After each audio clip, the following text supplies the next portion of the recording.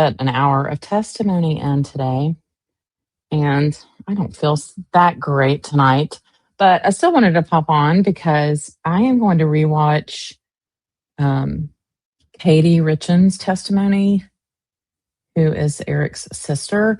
But I wanted to just show y'all what happened today. Everyone is saying don't read anything into this, but basically, the judge said he had a prior commitment and it was at no fault of any of attorneys, and he needed to just go on recess for about an hour this morning. After about 2 hours, he came back and said he was going to go into recess for the remainder of the day. So I'm just going to play how it all went down. So Nestor was cross-examining the crime scene tech, and that was just a continuation from yesterday. So we'll just kind of show how started. Recall. All right.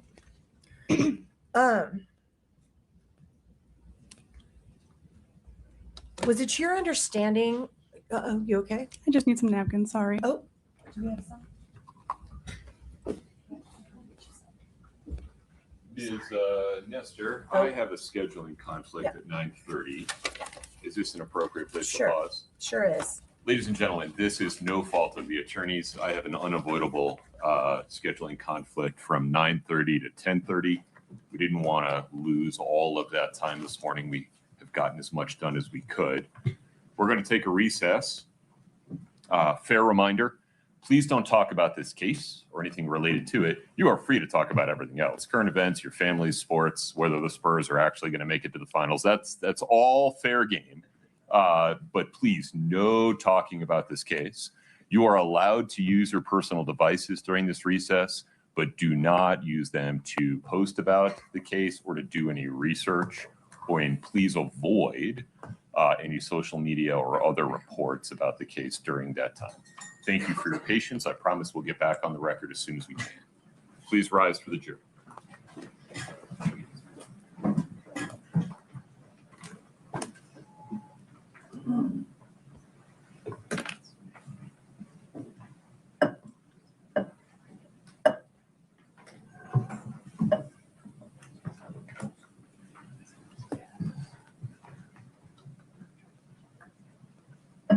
Folks, have a seat, please.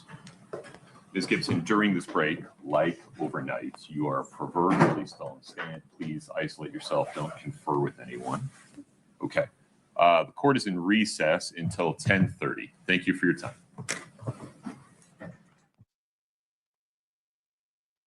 So, as you can see, nothing.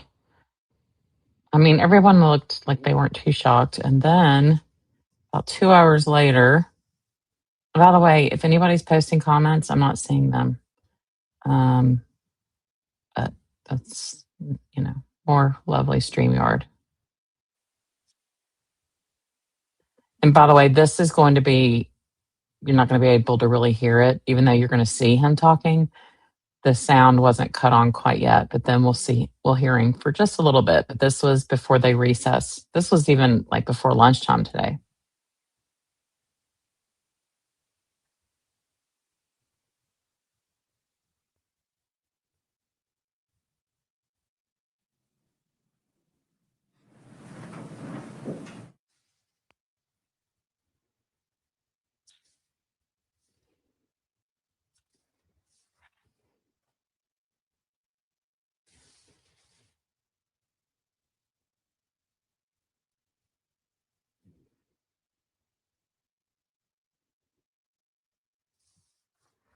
Something that these lawyers and these parties have no control over.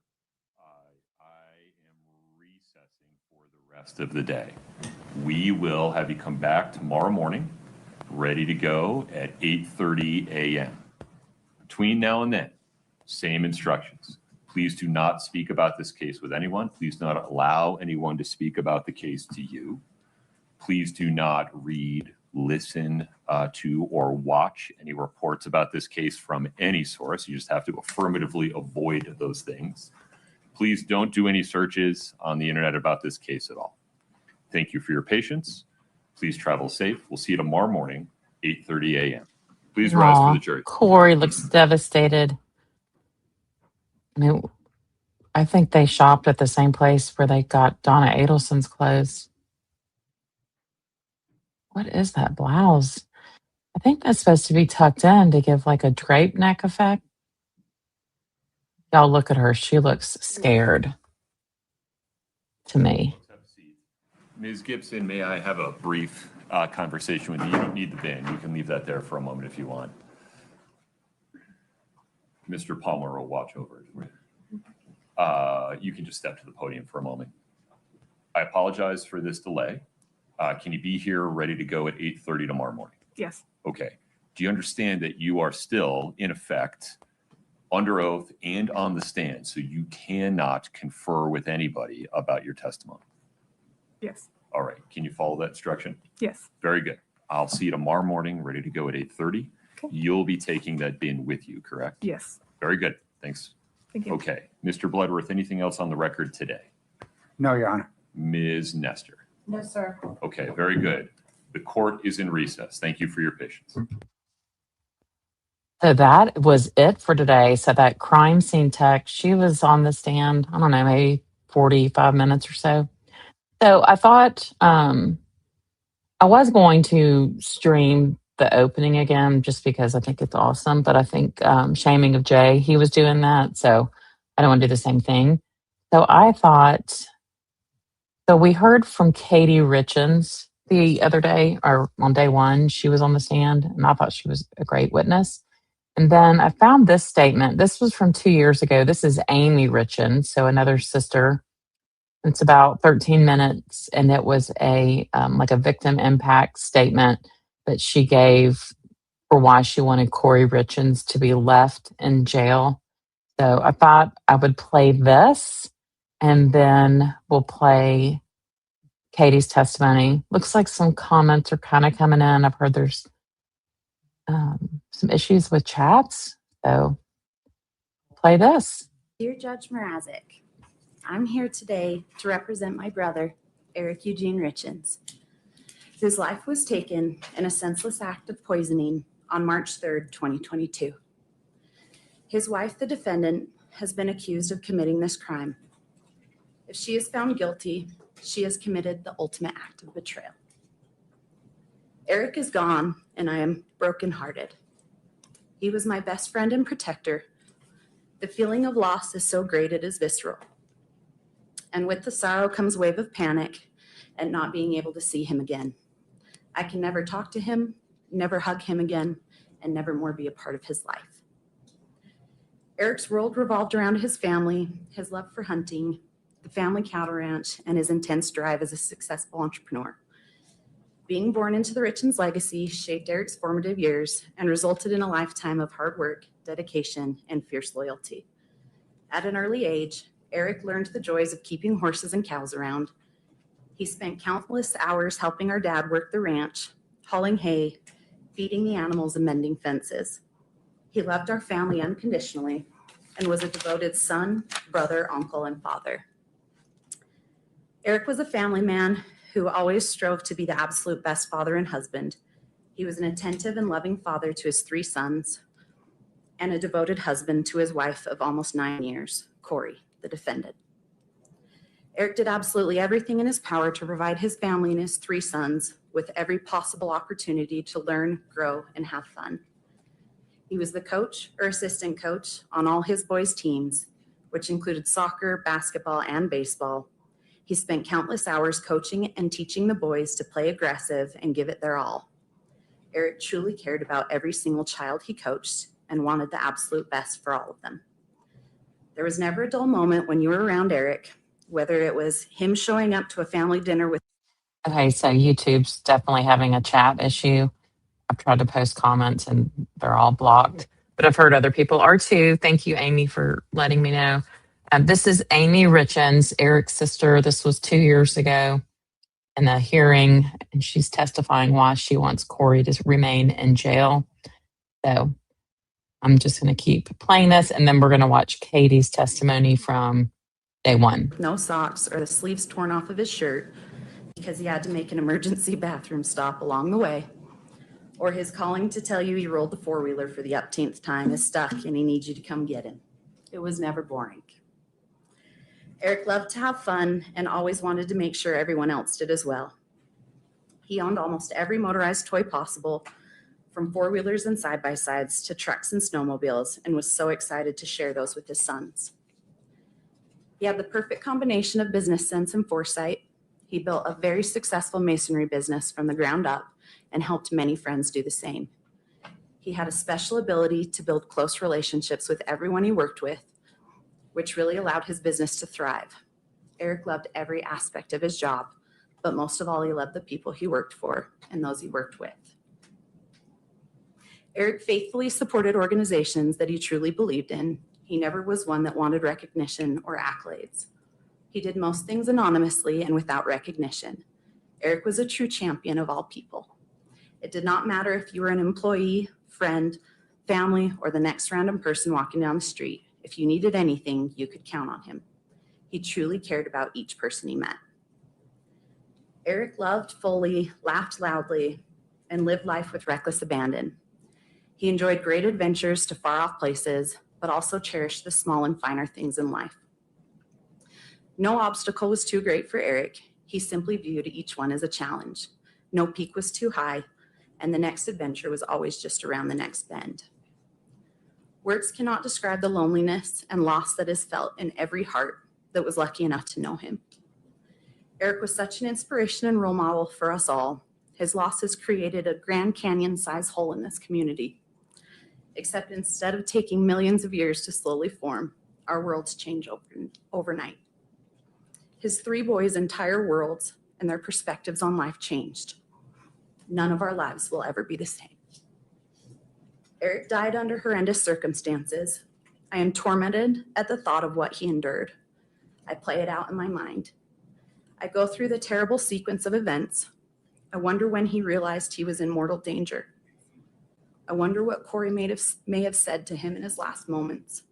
How long was he conscious, knowing he would die? Where were Eric's boys when all of this happened? Did they hear Eric's body fall to the ground? Did they catch a glimpse of their father taking his last breath? It's torture to think of. Why did Eric lose his life? Why did the boys lose their father? Was it because of Kouri's greed and desire to get life insurance and other assets? If so, that is abhorrent. How could anyone value human life so cheaply? I cannot comprehend it. I'm overflowing with grief and pain at the thought that Eric meant so little to her. If Eric had died because of an illness, he would have been cared for. He could have looked after him and been with him. If he had died because of an accident, people would have tried to help. There would have been kindness. But there's no comfort to be had here. There's no consoling thought in the way Eric died. In his last moments, after being intentionally poisoned, he was faced with betrayal and terror. The thought of it is unbearable.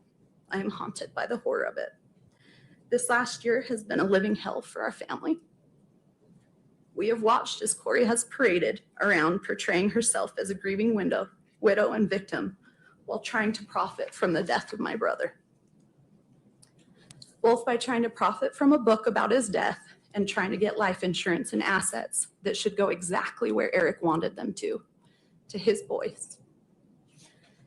Immediately after Eric was killed, Kouri told us she could not help us get anything ready for the funeral as she was too distraught with grief. We shortly found out that was not true at all. In fact, she pulled herself together enough to go close on the purchase of a $2 million home, hire a real estate agent, hire an architect to create CAD drawings of the home, hire a lawyer in order to file a lawsuit on Eric's trust, hire a locksmith to come break into and clean out my brother's safe, and attempt to have Eric cremated. She mustered up the strength and resolve to do most of this within 48 hours of his death. Kouri assaulted me. I will never forget the look in her eyes when she attacked me that Sunday morning. It was early and had been snowing most of the night. I was just getting ready to leave and heading out to the car when I saw a locksmith in Eric's detached garage starting to drill out his gun safe. I asked Kouri multiple times why we could not just call my dad for the code. I could not understand why she was breaking into and ruining Eric's safe. To this, she screamed at me at the top of her lungs, called me some inappropriate things I cannot share with you here, and then told me to get out of her house. It was then that I told her that she could not kick me out of my brother's house. My sister Katie was now the executor of Eric's trust and estate, and just like Eric, she would not want the defendant breaking into his gun safe. Kouri looked at me with pure hatred and rage. I was messing up her plan. I was getting in her way, and because of that, she attacked me. She punched me in the face and neck multiple times. It took 4 people to pull her off me that day. Before the funeral, Kouri opened a bank account and asked everyone that was grieving to send her money instead of sending the family cards and flowers. It was not even 2 weeks after Eric's passing that we were told she had taken down all but one photo of my brother and removed all his clothing from the house. Kouri put together a golf tournament in Eric's name 2 months after his death on what would have been his 40th birthday and told his family, all of us, that we were not allowed to attend. Since Eric's death, it has come to our attention that Kouri took out multiple life insurance policies on Eric without his knowledge. It appears that she forged his signature on various documents, assigned herself as Eric's durable power of attorney, inappropriately diverted money from his business to herself, and assigned herself as beneficiary of Eric's portion of our mother's retirement account. I should also not forget to mention the multiple life insurances she has taken out on the boys. Her most recent business venture was authoring a children's book about how to help grieving children cope with the loss of the death of a parent. In this book, she had the audacity to use the boys' real names and even use their last family portrait. Her behavior gives me great concern, as she has exploited the boys for money and will likely do so again. In addition, Kouri has weaponized Eric's children, manipulating my dad to do or not do things by threatening to cut him out of their lives if he did not capitulate to her demands.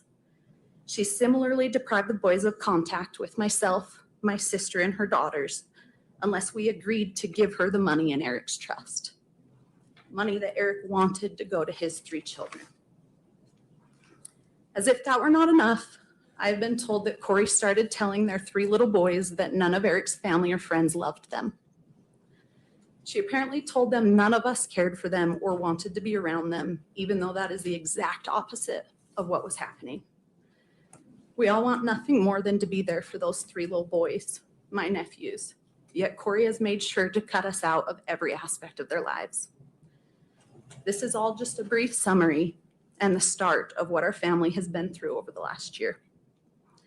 We have scarcely gone a day without finding out some new allegations or evidence regarding something Kouri appears to have maliciously done to attack and undermine my brother, his 3 little boys, and our family. We have all been there since the beginning of Kouri's and Eric's relationship. I was there on one of their first dates. We were there at the wedding. We were there when each of the boys were born. We have been there for every birthday party, school graduation, and rodeo. We welcomed her into our family and treated her as one of us. Not only did she betray our brother, it feels as though she has murdered and taken away a part of our souls as well. Because of her actions, there has not been a day that has gone by we have not lived with paralyzing anxiety and fear, worrying for the boys' lives as well as our own. I may be naive, but I never knew evil like this existed. If Kouri was in fact willing to kill Eric for money, who's to say that what she will not do? Who would be next? Kouri was in a desperate financial situation when Eric was killed, and that situation seems even worse now. We understand that she has defaulted on loans and is already a defendant in other lawsuits based on her financial misdeeds. I am truly concerned that she will stop at nothing to dig her way out of the problems, including murder. She seems devoid of moral sensibility, and there is no telling what she will do if she is released. Judge Mrazik, her fate lies in your hands.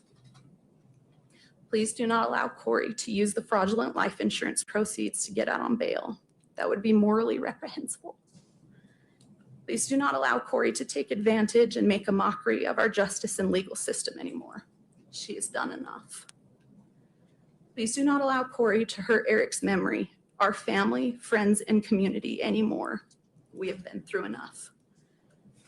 Please do not give Kouri the opportunity to hurt Eric's 3 boys anymore. They have lost enough and have been through enough. Since Eric's death, we have learned and unfortunately are continually reminded that Kouri is desperate, greedy, and extremely manipulative. If she gets out on bail, I will be afraid not only for my own life and those of all of my family, but most importantly for the lives of Eric's 3 sons. Our family has already suffered enough. Please do not let Kouri out on bail where she will be a risk to do further harm.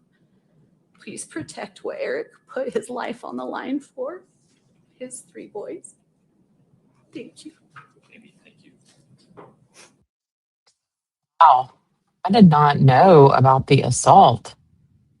And I'm sorry, y'all, the comments are not working. I think I've seen like 3 or 4 come through, but apparently this is a YouTube thing. And every time I try to type something, it says YouTube rejected your comment. This means they think it's spam. So, no. But I looked, I did a Google search. Kouri Richins assaulted her sister-in-law, Amy Richins, on March 6, 2022. So that's the one that we just heard. It says the incident occurred just 2 days after the death of Kouri's husband, Eric Richins, during a dispute at the family home regarding access to a safe. According to allegations, Kouri became enraged when Amy informed her that she was no longer in control of the estate. Kouri punched her in the face and neck. The legal outcome, Kouri Richins was charged with a Class B misdemeanor for this assault. In March of 2023, she initially entered a plea in abeyance similar to a no contest plea. Conviction on May 13th, 2024, a Utah judge found Kouri guilty of the assault after she failed to comply with the terms of her plea agreement, specifically regarding required mental health counseling. This assault took place during the same time frame in which prosecutors allege Kouri was maneuvering to take control of her husband's assets following his death of fentanyl poisoning. Dang, I did not know any of this. All right, again, comments are not working, but we're going to watch. This is Katie Richins. She testified on Monday. So I'm going to play her testimony on direct. I think it's about an hour. But if you missed it, your chance to watch it. Here we go.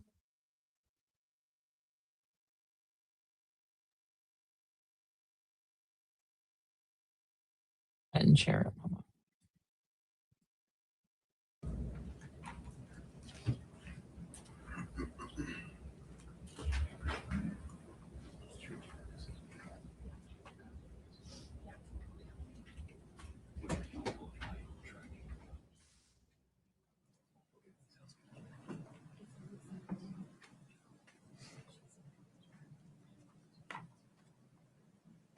I love this prosecutor, Bloodworth. I mean, that's a banging name for a prosecutor, man.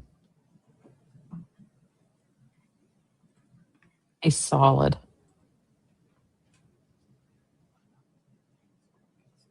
Welcome, Allie Baker and Christina and Amy and Pumpkin and 4 of 6, Patricia and John. That's all I've seen on comments. If you'd step in front of Brittany, please. Please raise your right hand. Do you solemnly swear the testimony you're about to give in the matter before the court to be the truth, the whole truth, and nothing but the truth, subject to the fees and penalties of perjury?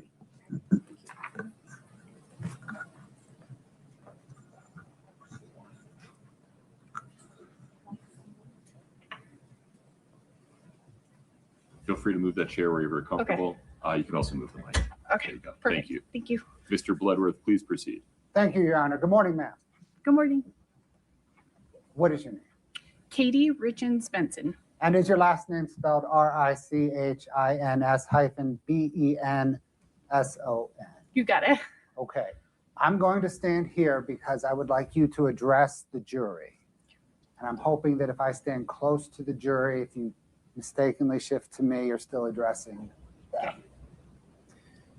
Do you know Eric Richins? Yes, he was my brother. Did you grow up with him? Yes. Yes. We were only 2 years apart. So we were inseparable. What was your relationship like as you grew up together? So we did everything together. We went to school together. We worked on a ranch. So we have a family ranch that's been passed down for generations. We worked on the ranch together. We fished. We hiked. We did everything together. How has that relationship continued into adulthood? Oh, I am seeing very few comments, but I'm seeing some come in, but definitely not the normal pace. But I've heard that other people were having issues too. I will say my Mac updated overnight to a new version. So I don't know. Maybe I'll work on that later. I'm not going to worry about it right now. But I'm sorry because I know we all love the comments. So I don't know what y'all can see. I'm just in StreamYard. So my brother and I were very close. We talked constantly.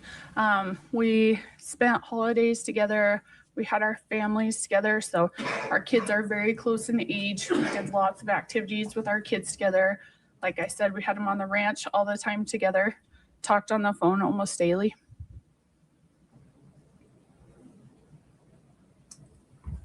What was Eric's personality like as an adult? Eric was one of the most likable people. I'm sorry, guys. Okay. There are tissues if you like. Okay. So he was one of. Sorry, I'm trying so hard. He was one of the most likable people you've ever met. So Eric was the kind of person that loved everyone. It did not matter who you were, where you came from, where he met you. Everyone thought they were his best friend. If you talked to him, they all said, I'm Eric's best friend, because that's the way Eric made you feel. He was upbeat. He was positive. He literally would give a stranger he met on the side of the road his jacket, anything to help anyone out. That's the kind of person he was. What did he like to do? How did he spend his time? So the number one thing that Eric loved was his kids. So he would do anything for his boys. He was the best dad you would ever see. He was a phenomenal uncle. If there were kids involved, he was there. He would show up. So whether it be soccer games, so he coached my nephew's soccer, and he was the dad that coached, that went and got all the signs that were special. So he'd get there before the soccer games, put all the signs up so the kids had their team name everywhere. He also was adamant about making sure they learned how to work. So my parents were very focused on teaching us how to work, to have that strong work ethic. So he had his kids on the ranch, teaching them how to work. He loved the outdoors. He loved to play sports. Anything that revolved around his family, the outdoors, is what my brother loved. Did he plan for his children's future? Yes. So there's not a waking moment that my brother was not focused on his kids. So he had money set aside every single month to go into a fund so that by the time the kids got to college, they could pay for their college and hopefully have some left over for like a down payment on a house or something like that. He had every aspect planned. This is the kind of dad Eric was. So I told you we have a ranch. I love horses. My brother did too, but not quite as much as me. He liked ATVs a little bit better. So his oldest son, Carter, loved horses from the day he was born. He and I share that. So Eric tried to get Carter with me as much as possible on the horse because that's what Carter loved. I would ride the horse with my little nephew in front of me, and my brother would be to the side of me with an ATV with food, snacks, anything that Carter needed. He would have it right there so that Carter didn't have to get off the horse because he wanted Carter to be able to do whatever he wanted. And if Carter would fall asleep, which he would sometimes, Eric would take him into the side-by-side, hold him until he woke up, bring him right back up to me, put him back on the horse, and let him go the rest of the day.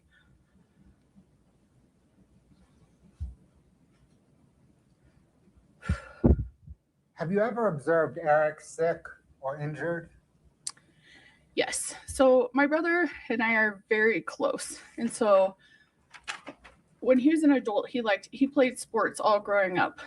But when he was adult, he liked to play adult softball. He did get hit a few times. He got hit by a ball, and these games would go to like midnight, 1 o'clock. He would call me at 1 o'clock in the morning if he got hit to tell me my leg hurts. I don't know if something happened, if it is broken a little bit, if it's just bruised. And I would answer the phone no matter what time it was and say, hey, do you need me to come get you? What can I do to help you? And he'd be like, oh, I think I can toughen it out. I'll call you in the morning and let you know. But honestly, it didn't matter if he was in another country. He called me from other countries to tell me he didn't feel well. So if his mental or physical well-being was ever in question, he would call me.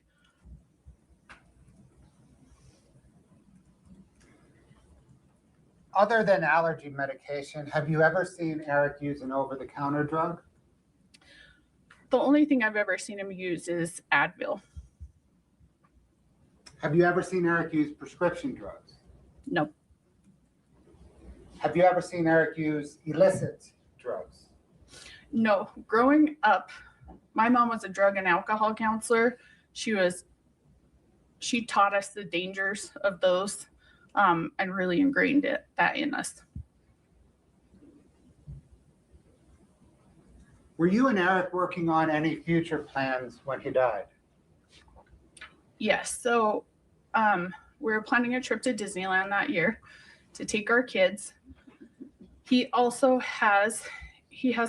a child. His middle child, Ashton, is extraordinary in math. We were finding programs to get Ashton enrolled in that summer for coding so that we could kind of harness that math. He was only 7 at the time, but he's just outstanding. So we had just barely gone to the zoo together. We kind of just planned our lives together. We talked all the time.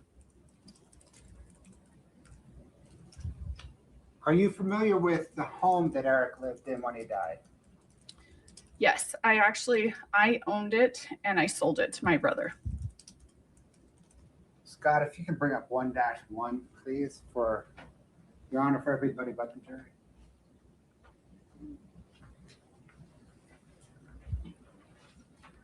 Do you recognize that photograph? Yes. Is that the home that you Yes. sold to Eric and he lived in? Yes. Is it an accurate depiction of that home? Yes, it is. Your Honor, the state moves to admit 1-1. No objection. 1-1 is admitted. Bear with me. There you go.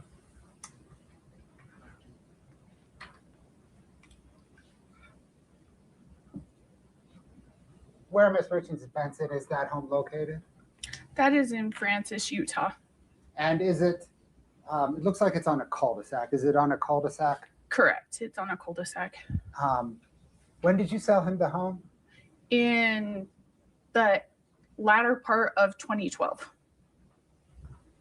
Had you been to the home regularly between then and when Eric died? Yes. Do you know how many homes are on that cul-de-sac today? So on that cul-de-sac, there's 7 homes with driveways that go into that road and cul-de-sac. And do you know how many homes and roads were on, homes and driveways were on that cul-de-sac in 2019? Yeah, all the homes were built out by 2016.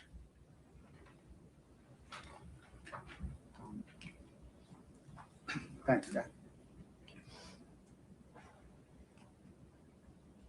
Scott, can you bring up 4-1?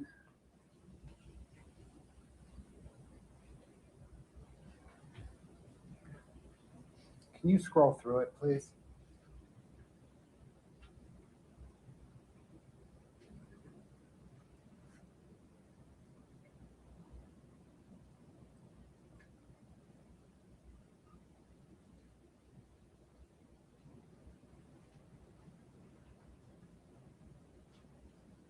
Ma'am, do you recognize that document? Yes, this is my brother's prenuptial agreement with Kouri. And how do you recognize it? I saw it the day they signed it. So on the day of his wedding is when they both signed it, and I read through it with him on the day of his wedding. Your Honor, state moves to admit 4-1. No objection. 4-1's admitted. I'm going to leave it up there just for a minute for the jury, but I'm going to come back to that with them later. I'm not going to Okay. discuss that with you. Okay. Thanks, Scott.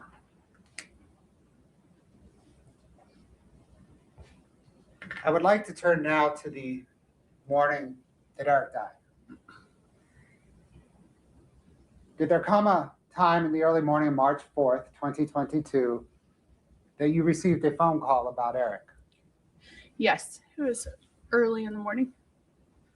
Who called you? My dad did. What did he say?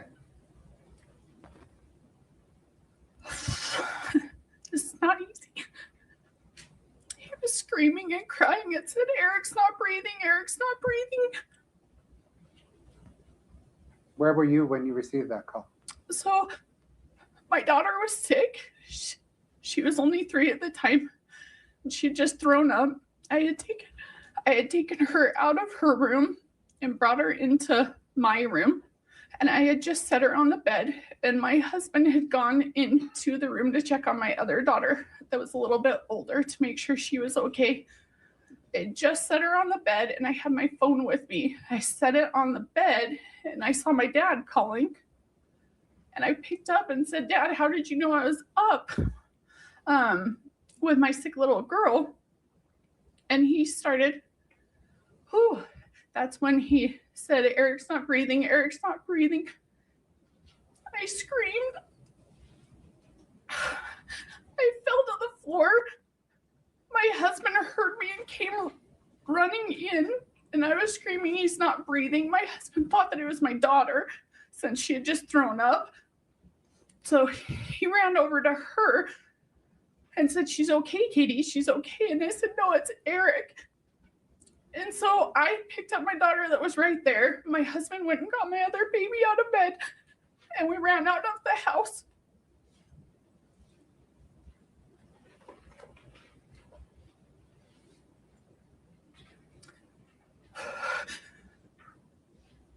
Did you go to Eric's house?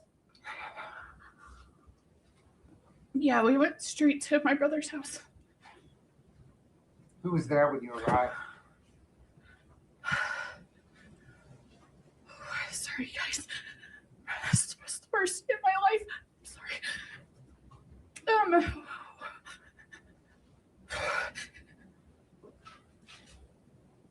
When I got there was a bunch of emergency personnel, police officers, and Kouri and her mom, Lisa, were there. Did you see the boys? That was one of the first things I did was try to find my nephews. They were in Ashton's room. I don't know how to orient you guys to the house. So as you walk in, Carter's room was to the right, and then you walk down a hall, and Ashton's room was the first room on the left. Then it was Weston's room, then a bathroom, and then my brother's room. So the boys were located in Ashton's room. So there were police everywhere. There was EMS. I didn't know everything that was going on, but I didn't want the boys right there where everyone was. There's police right outside their door. So I went and got them and took them upstairs. So in my brother's house, you go up some stairs and over the garage, there's a bonus room. And they had everything in there. They had a TV, a Nintendo, all their toys in there. So I took them up there because I didn't want them by all the hustle and bustle of all the police and everything. So I took them up there.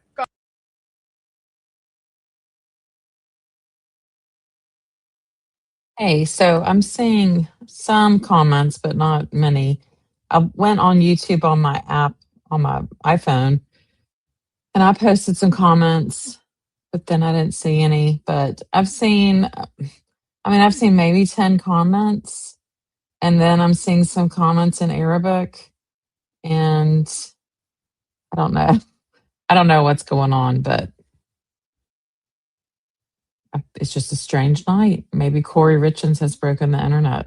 Got them situated, then ran outside to my car to get my husband and my 2 daughters so that my husband could watch the boys and make sure that they were okay. We'll talk more about the boys that day. Okay.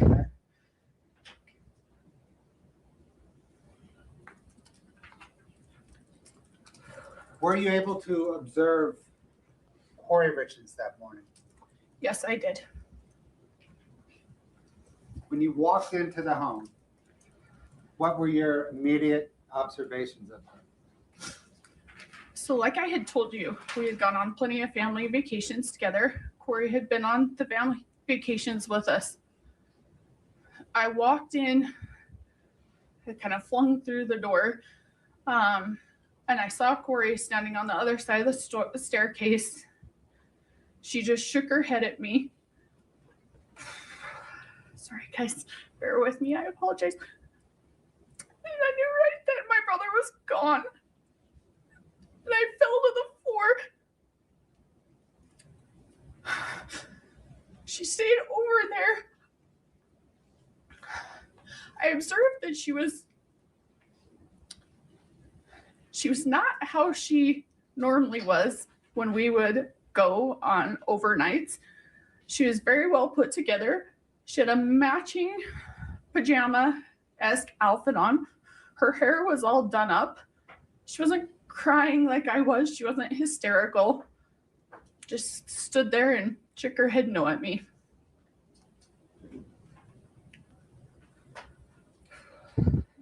What, if anything, did you observe about Kouri Richins' interactions that morning with her boys? Yeah, there's an issue, I think, on YouTube tonight. That's what apparently Shaming of Jay was having the same issue too, but that's all right. I just wanted us to play this. But supposedly, just strange stuff is going on. I am not able to comment. Like when I comment, let's see, test. It blocks my comments. Nope, that one went through. So I don't know. Maybe they're starting to fix it. But yeah, I don't know. But I wanted to play this because I think her testimony is really important. There weren't any until later in the morning. So, like I told you, my husband stayed up with the boys. I went up and down. My sister came up and down. A few people came up and down to check on the boys. I did not see her go up and check on the boys. And I repeatedly asked her, when can we tell the boys? I think we need to tell the boys. I kept coming down saying, I think the boys need to know. It wasn't until they wheeled my brother's body out and I stood by the stairs at the top of the stairs to make sure my nephews didn't come out to see because we didn't want it to see. And my husband was in the room with them. So they wheeled my brother's body out. My husband did his best. My daughter was throwing up and he was trying to block it from the boys so that they didn't see my brother being wheeled out.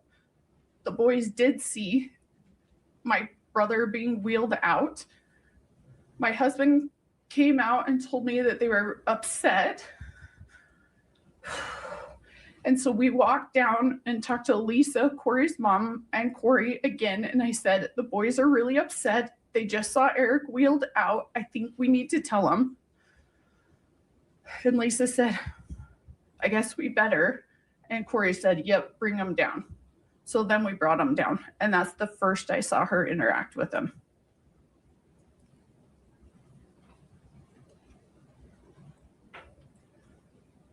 Were you there when Kouri Richins told her sons that their father had died? Yes. So my husband and I brought the kids down. We're sitting on a couch, and in my brother's living room, they have a couch that kind of goes like this, like kind of curves around. So my husband was sitting on the edge with our daughters. I was sitting next to them. Weston, my brother's youngest, that was 5 at the time, was sitting in between me and Kouri. Kouri was on the other side, and then the other 2 boys were in front of us. What did she say? She let them know that their dad would not be coming back, that he was gone. Just like that? Yes, to my recollection.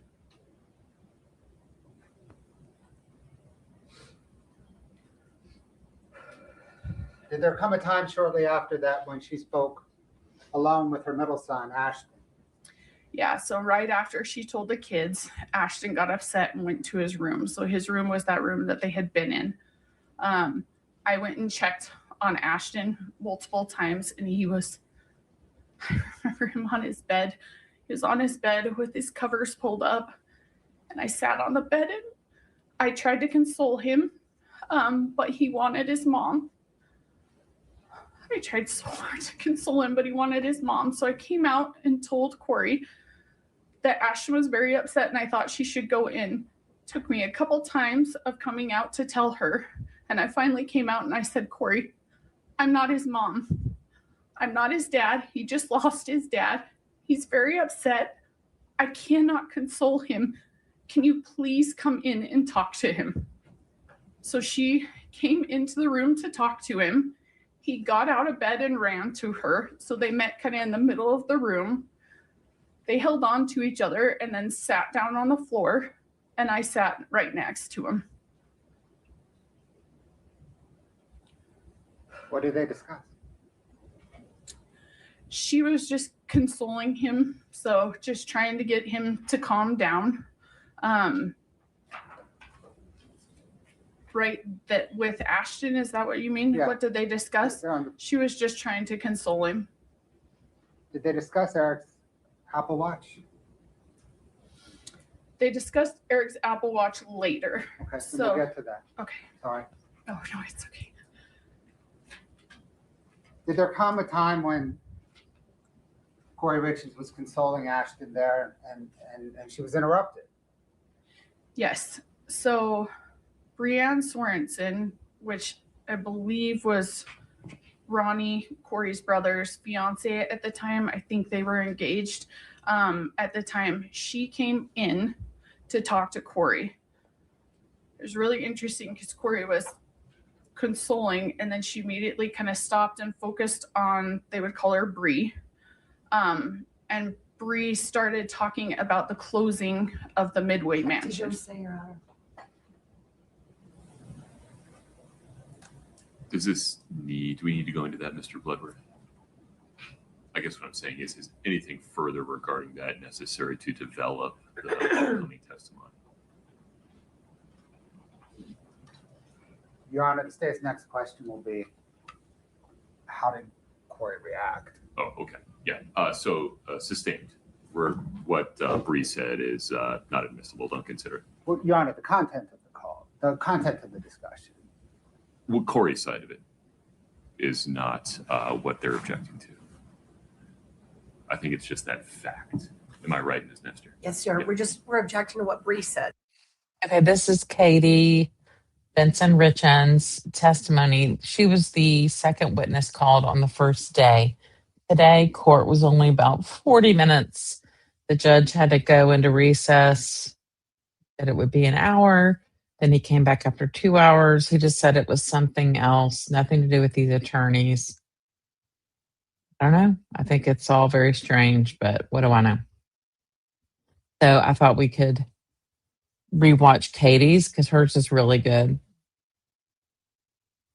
And the chat is all crazy tonight. So we're just watching. And I'm sorry I sound like, I just don't feel great. Like my back was all achy today, kind of how you get before you get the flu. So not fun. But I'm happy y'all are here. Thank you. And if you have not jumped on board of this trial, this is your chance. Best opening statement I've ever seen by a prosecutor. Take it from there. I understand the contours here. Let's just wait for the next question. Okay.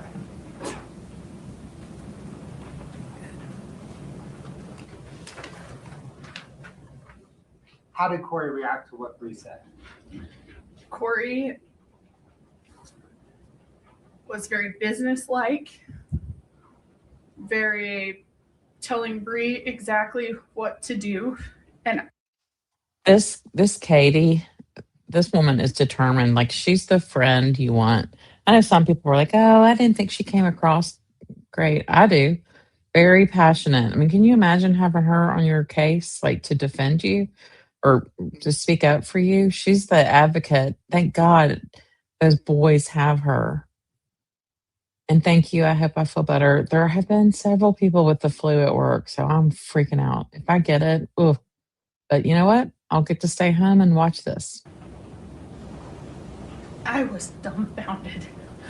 And I looked at Kouri and said, "You can't tell me you're going to close on that Midway mansion when my brother just died."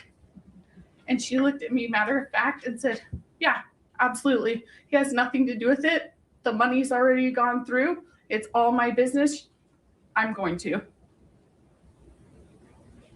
Y'all, I mean, Kouri is evil. He went through and closed with it the day that he died.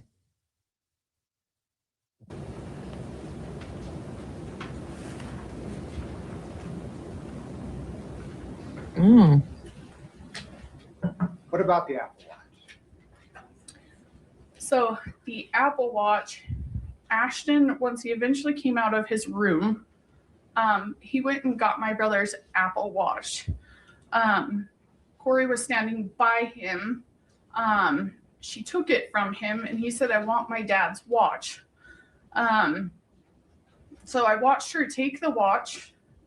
Oh, real quick, just a reminder, last night we read the Walk the Dog letter. And in that was the letter that Kouri had written to her mom. And she held it up in the like Zoom or whatever the video jail calls, thinking they don't monitor the cameras. She's so stupid. Like, so her mom could screenshot. And it was a script on how she wanted her mom and brother to testify. But in the letter, Kouri tells her mom, get some pictures of the boys with Katie's daughters and have them printed and send them anonymously to 15 media outlets in Salt Lake City. It will make Katie so mad it'll infuriate her. That is evil. And Patricia just said that the attack on Katie by Kouri. Do you mean the attack on Amy Richins? The Kouri attacked Amy Richins like 2 days after Eric died. Delete the entire watch, everything off of it, and then give it back to Ashton. On the morning that Eric died, did Kouri Richins say anything about the house that they were living in? Yes, she told me. So the house, the 282 Willow Court that they were living in with their kids, she told me she was going to sell it. Did anything about that strike you as odd? Yes, I honestly could not function. I couldn't even figure out like what was for dinner that night. I had just lost one of the most important people in my whole entire life. And she was planning on selling the house that he had just been wheeled out of, closing on a multi-million-dollar mansion. I could not wrap my head around it. And yes, I think Mr. Bloodworth's opening for this case is the best opening I've ever seen. And yes, better than Georgia Cappleman. And y'all know I love Georgia, but he was just poised and confident and the perfect pauses and just the perfect way he opened. And this guy, I bet he was like stellar on the debate team. The point that Eric died, who did the house belong to? When Eric died, the house belonged to Eric. Eric was the trustee of his trust. So the house was in a trust and Eric was the trustee. And then once he died, who became the trustee? I became the trustee. After Eric died, did Kouri Richins have the ability to sell the house? No, she did not.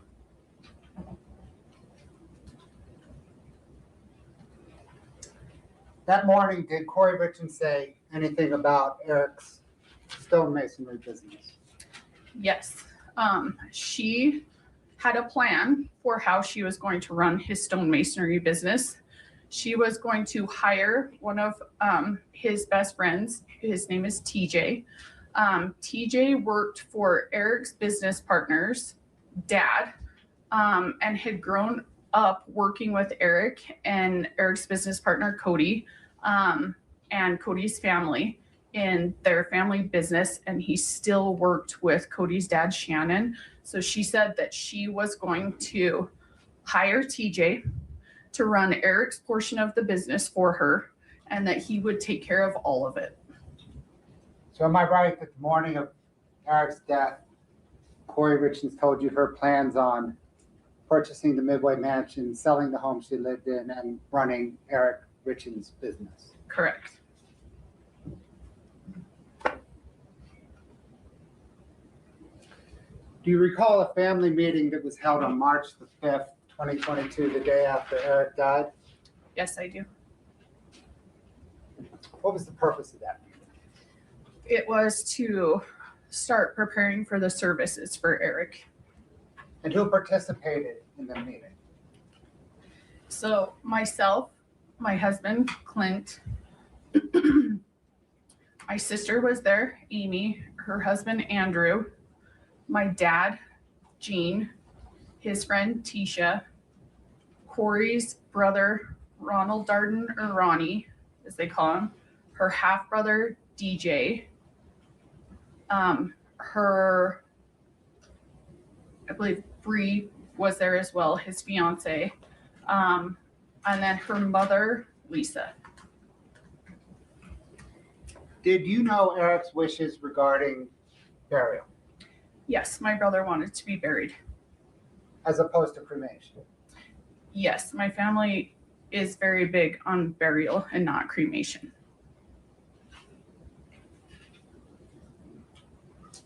Did in the course of that family meeting, the topic of cremation arise? Yes, so we had gone through and planned the whole funeral. My brother would be buried by my mom, who the where he would be buried at, who the pallbearers would be, everything to like who would talk, who would say prayers, stuff like that. And at the very end, when I thought we kind of had it all wrapped up, Lisa Darden, Corey's mother, said, when are we going to talk about that Eric wanted to be cremated? Did you observe Kouri react to her mother raising cremation? Yes, I did. She looked shocked, like she was caught off guard at first. And then she went into it and said, oh, yeah, he told me that he didn't want any bugs crawling on him.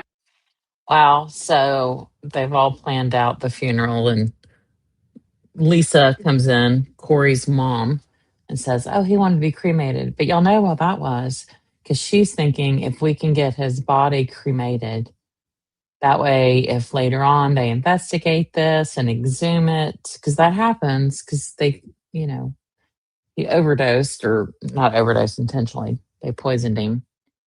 That's why I think she said that. Because I've heard of these cases where they exhume bodies later. Of course, we all know it was later didn't need to be exhumed. But God, can you imagine these poor Richins family? After he was dead, it freaked him out. So we're cremating him. And I went on to ask, I said, Kouri, why did we just do a whole entire funeral based around the casket, the burial, the pallbearers, sorry, excuse me. And now you're just bringing up cremation.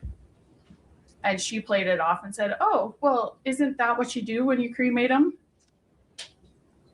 And to that point, I said no. And then my dad started getting visibly upset because he knew his son wanted to be buried.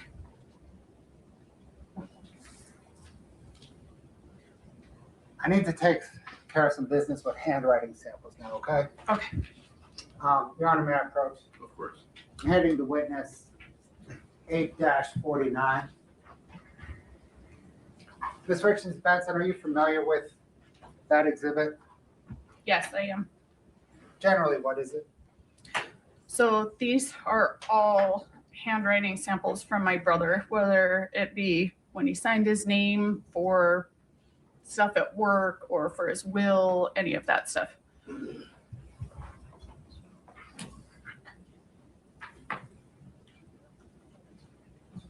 Can you please just thumb through each of the tabs? I think, is there 14 of them? 16. 16?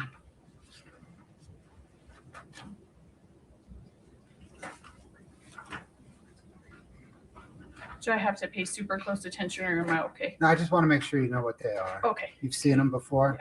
Yeah, I have. Okay, if you're comfortable that you've seen them before, there's no need to slip. Yeah. For K1, did you get those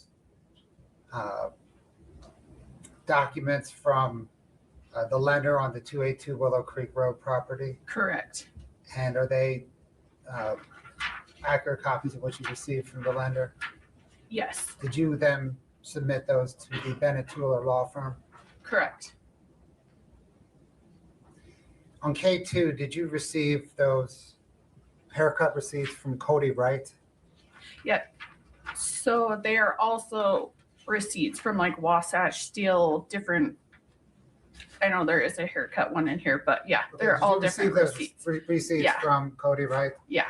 Did you provide them to Bennett Tueller? Yes, I did. Can you turn please to K3 or tab 3? Under that tab, did you receive some tax documents from Greg White, some payroll documents from Integrated Solutions, and a hunting license? Yes, these are all my brother's documents. And did you submit those under tab 3 to Bennett Tueller? Yeah. Only one I'm not 100% sure about is the hunting license, if I submitted that or not. I can't remember that one. Okay.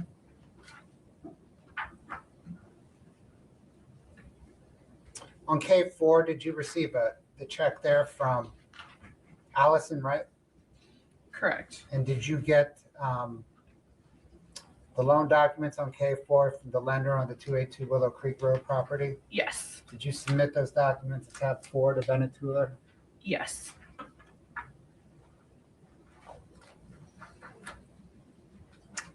Tab 5, did you retrieve that driver's license from the mortuary that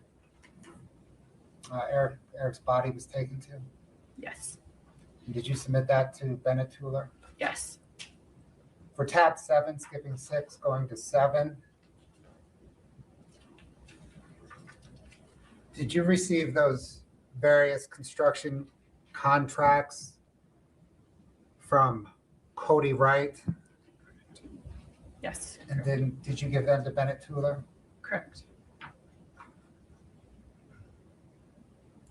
For K11, did you obtain those healthcare records from IHC? Was Yes. that Intermountain Health something? Yeah. Intermountain Healthcare. Got it. IHC's their old branding. Did you submit those to Bennett Tueller? Yes, I did. For K-12, did you receive copies of those checks and C&E business records from Allison Wright? Yes. And did you give them to Benetula? Yes, I did. For K-13, there's some materials from a Ford dealership. Did you receive those from your husband, Clint Benson? Patricia Winders, I agree. Kouri and her mother are a piece of work. This murder was planned. Why is Kouri not comforting her kids when Officer Wynn was present? All very fishy. I agree. And Corey's mom was sitting like 2 feet away from her, not even touching her. I know, Andrew, it pains me to say that Wendy is smarter, but she is. I mean, Corey's just stupid. Oh, y'all know what I read today? Um, Corey and Eric met when Corey was a cashier at Home Depot. So she really thought she like had this slam dunk. Nothing wrong with that job. I'm just saying she was, I don't know, 23 or something. And all of a sudden she marries this family like, yes, I have hit the jackpot. Got some money. Yes. And did you submit those to Benetula? Yes. Finally, for K-14, is that a document from Weller Recreation Center that you received from your father? Yes. And did you give that to Benetula? Yes, I did. And did you give everything to Benetula in the same identical condition that you received it in? Yes. Thank you. Ma'am, I don't have any further questions from you at the moment. Okay. The defense attorneys probably will, okay? Thank you. Your Honor, excuse me. This is going to be a fairly lengthy cross. It's going to go past noon. I don't know if you want to break now or if you want me to just plow in and then we'll break in the middle. You approach for a minute. Yes, sir. Yeah, I'll just plow in there. I wanted to show y'all this. This is about Corey's mom. So we know that Lisa Darden, who's Corey's mom, was in a relationship with a woman who also died in a similar manner. So this was on the news March of 2024, so almost 2 years ago. Kouri Richins' mother, Lisa Darden, investigated in 2006 death of romantic partner. An unsealed search warrant reveals Kouri Richins' mom, Lisa Darden, is being investigated in connection with the 2006 death of her romantic partner. Kouri is the chemist children's book author accused of killing her husband, Eric Richins. Eric died from a lethal dose of fentanyl back in May of 2022. Amanda Gilbert live tonight breaking down why one detective has been looking into Kouri Richins' mother's past. Yeah, guys, I've got this search warrant in my hand. Summit County Detective Jeff O'Driscoll was looking into those close to both Eric and Kouri Richins, and that's when he came across this new information. It's been more than 2 years since Eric Richins died. Since then, his wife, Kouri Richins, wrote a children's book about grief and loss. Then she was accused of poisoning him at their home in Camas. Her family's not wavered in their support of Kouri. Her mom, Lisa Darden, saying this in an interview with CBS. For anybody who knows Kouri, she could not have done this. She'd never do this. But now, a recently unsealed search warrant shows Summit County Detective Jeff O'Driscoll investigated those close to the couple, including Kouri's mom. When she went back to get in her bed, he was cold. He discovered back in April 2006, Lisa Darden's romantic partner died unexpectedly. The cause of death?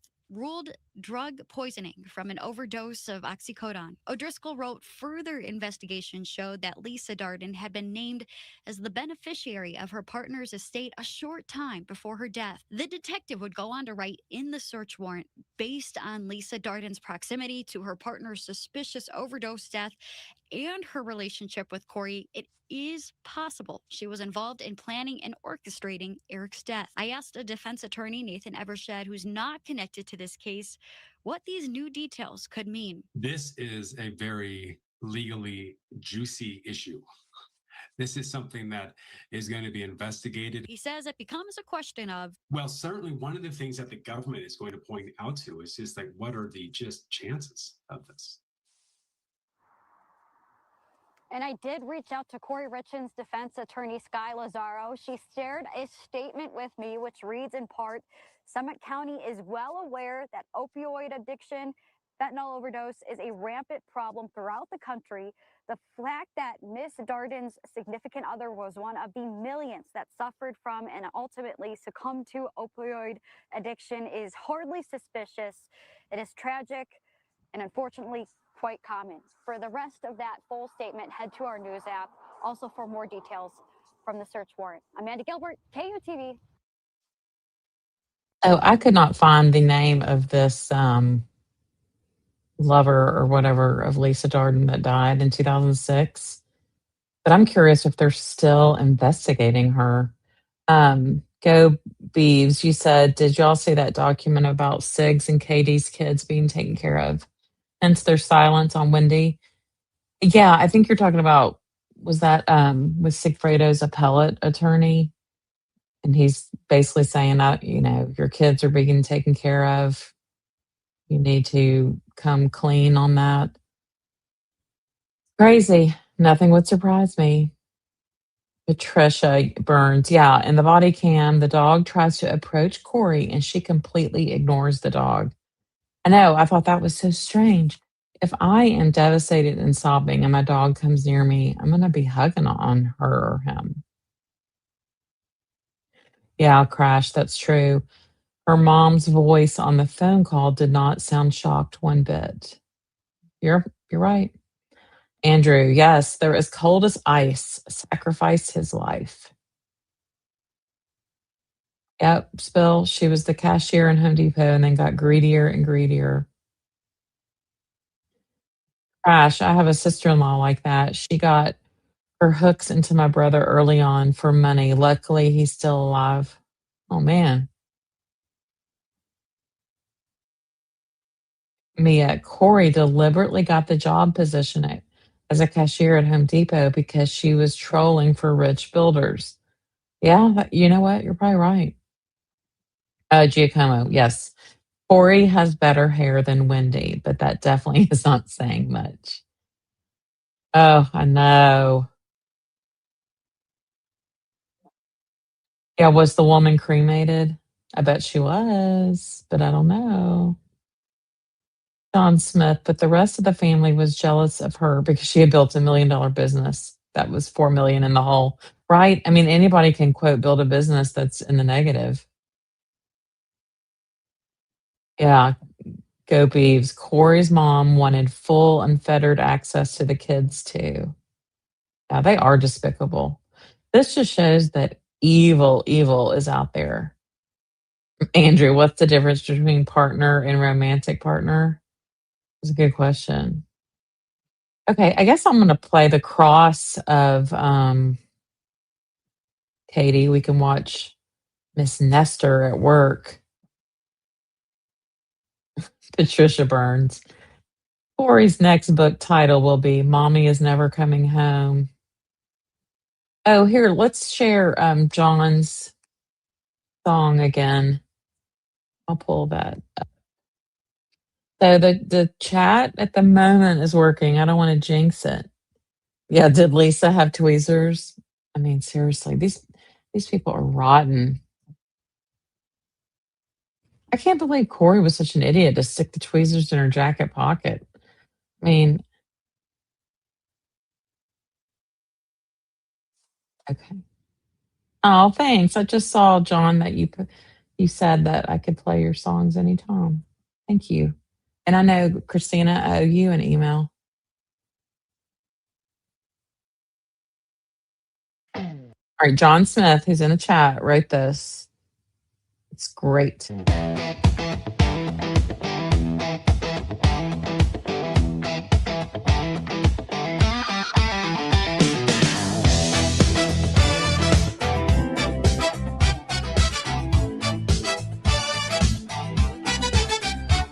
Kouri Richins was in big trouble. She had to have $4 million. She needed it on the double. She was desperate enough to kill. She came up with a plan. She'd buy something now and slip it to her man. Then she'd have it all. Kill that man, Kouri. Get that money. Go to the Bahamas, Kouri, where the days are sunny. She put some in his sandwich, but Eric was tough. It only made him sick. She hadn't put in enough. She went out and bought more, enough to kill at least 5 men. She put it in his Moscow mule and waited for his life to end. Kill that man, Kouri. Get that money. Go to the Bahamas, Kouri, where the days are sunny. She booked a trip to a Caribbean resort with her secret lover. She'd done the perfect crime that no one would discover. To help with the children's grief, she had someone write a book to give them some relief for their dad's life she took. Kill that man, Kouri. Get that money. Go to the Bahamas, Kouri, where the days are sunny. Eric's family vowed to take this bitch down. She couldn't kill their brother, get rich and skip town. All this time the police were on to this black widow wife. They finally charged her for taking Eric's life. They're on to you now, Kouri. They know what you have done. Nowhere to hide now, Kouri. Nowhere that you can run.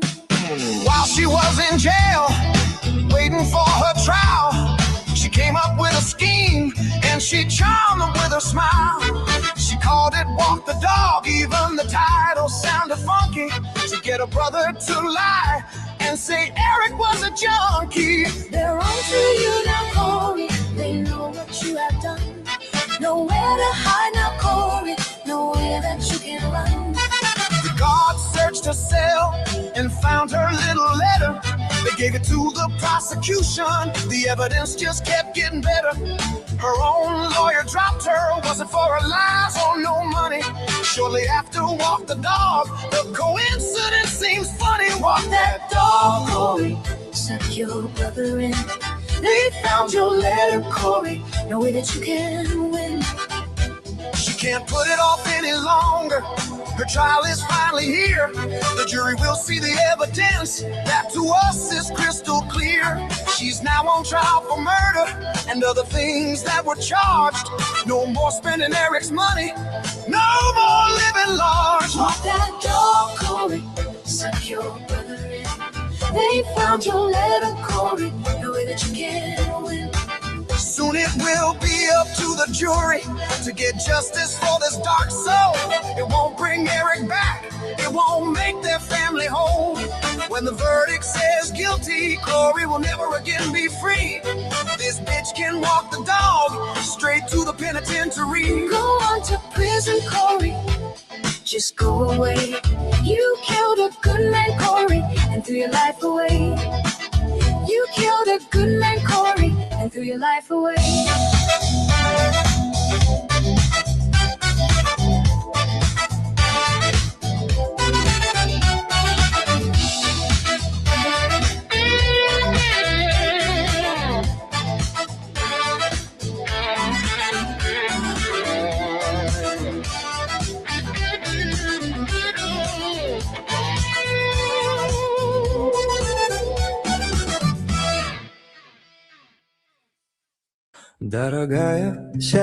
So good. Love the song.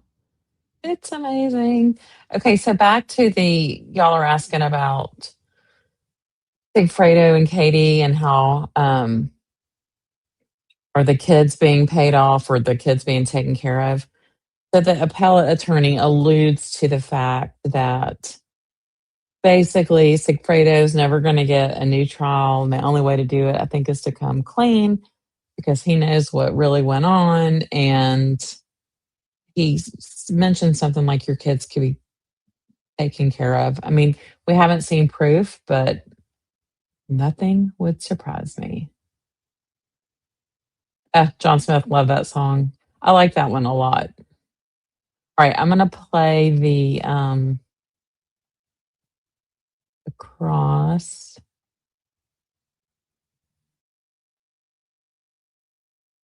But this one, is going to shut us down from asking any topic that he didn't cover in direct, then we're going to have to recall all of these people. And this trial is going to get a lot longer, inconvenience a lot more people. Well, it's the exact same amount of time. Tell me why it would be longer. It Because just complicates the directed verdict motion. because of oh yeah, this Nestor lady, what she was trying to do was she wanted to get all these questions in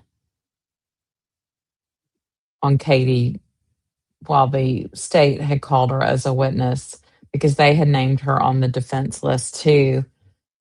She's just sneaky, but she ends up getting all her questions in. I don't like this the woman. fact that all of these witnesses will be required to come back twice, get resworn.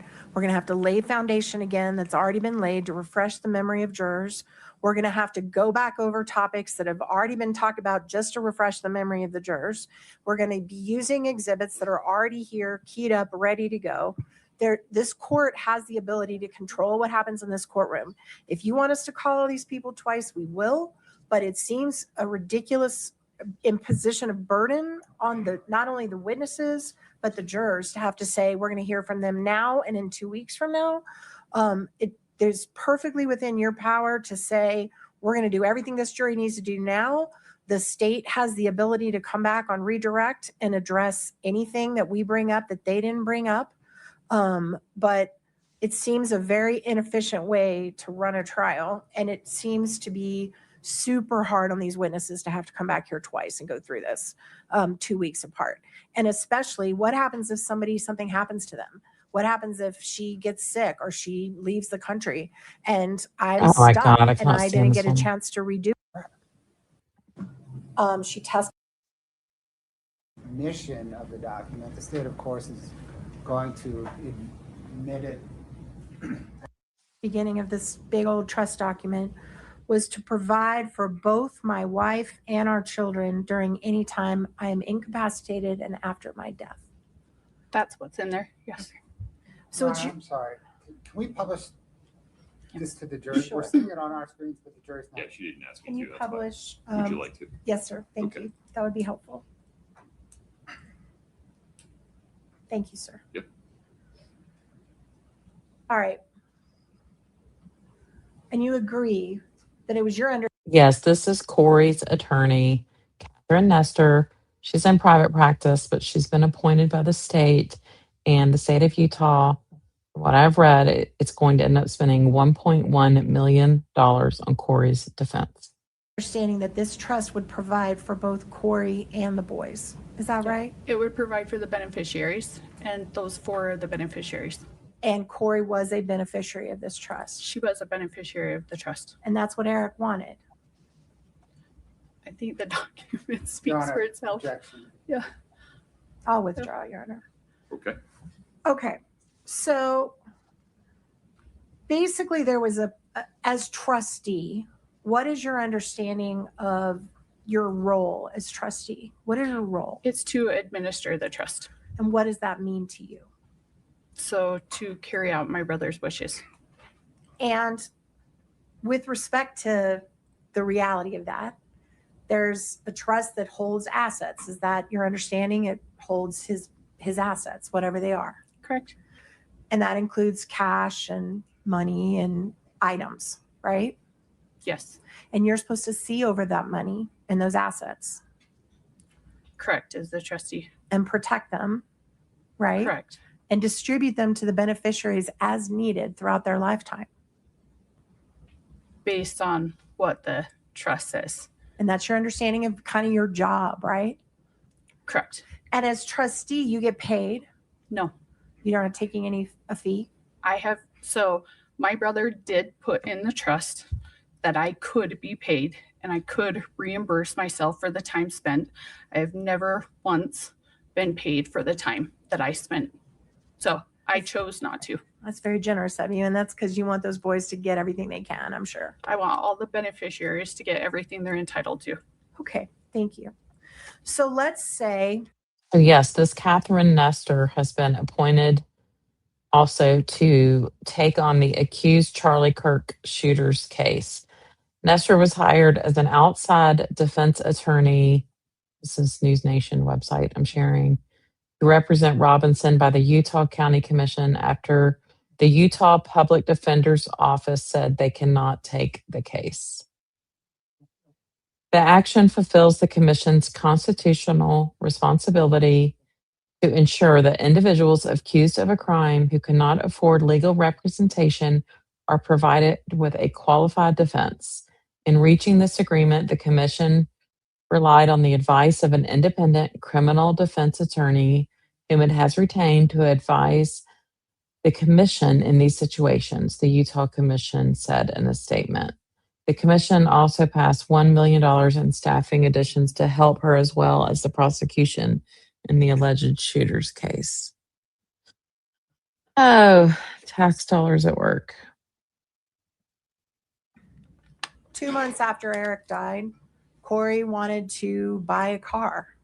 She could do that, but she would have to ask you first, right? As the trustee. Can you reframe that? So with money from the trust, yes, she wants to buy the car? Right. Yeah, there's a lot of litigation. So she did a lawsuit 3 weeks after my brother passed to try to set aside the. Giacomo asks, how can public defenders not take on a case? They don't have the bandwidth for something this big. Same with the Kouri Richins trial. I mean, public defenders have so many cases, and I'm sure it's a thing to protect appeals. That's my guess. Trust. Okay. So there's a lot of litigation. So I would work with my attorneys to figure out what was proper. Let me ask it this way. What is your understanding of what, if there was no litigation, what you as the trustee of the trust were meant to do if one of the beneficiaries needed some money, if one of the boys wanted to go to private school, if Kouri wanted to buy a car? What was the process from your understanding? So the trust was actually just split into 2 separate trusts. One for his 3 boys who are the primary beneficiaries, and then another trust for Kouri. And you'll have to forgive me, I don't have the whole thing memorized. Oh, of course not. But it said in there what the money could be used for. All right. So if Kouri wanted to spend some money out of the trust that was authorized in your opinion under the trust, it would be your job to say, yes, here is the money, and give her a check, right? Correct. And one of the things the trust authorized was care and maintenance of their home. Is that right? So that the home is a trust asset. Okay. So if the house needed repair, the trust could pay for that? Correct. If the trust could pay for the mortgage payments? Correct. The trust could pay for insurance on the house? Correct. So in the year after Eric died, how much money did Kouri ask you for to pay for anything related to the house, to her, to anything? Pause for 1 second. Okay. Your Honor, objection in reference to the discussion. Exceeds the scope. Yes. Sustained. Okay. Did the trust pay any mortgage payments on the home after Eric died? Ms. Nestor, it's the same objection. Okay. Sustained.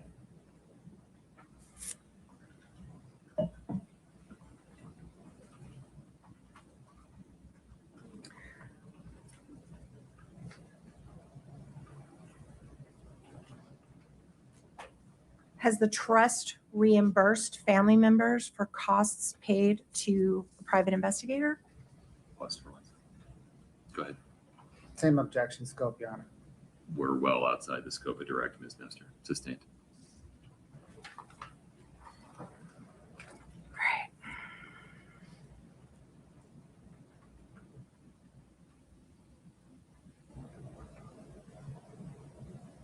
Can I approach? Sure.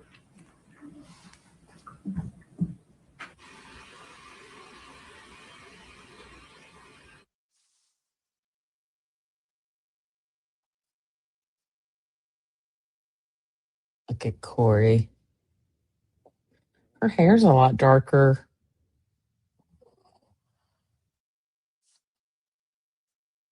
I think, she's used to smirk and stuff and all the pretrial hearings and things over the years, but I think now she looks scared.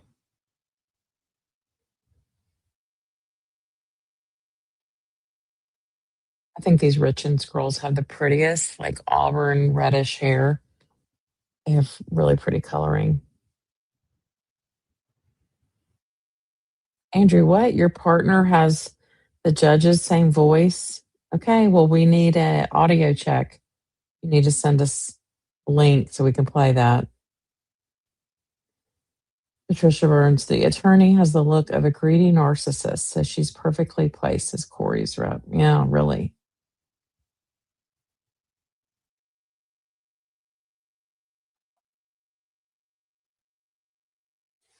Yeah, I love their hair color. And I didn't know somebody said that Katie and Amy are twins.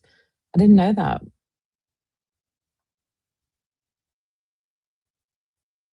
Yeah, exactly, Mia. Just imagine the level of rage Kouri had about the trust arrangement. She did not know that before the murder. She thought by murdering him, she would gain full control of the money. Yeah, she sure did. What a nightmare for this family. Like, you got to grieve your brother, but then you're like thrown into lawsuits with this monster. Got there.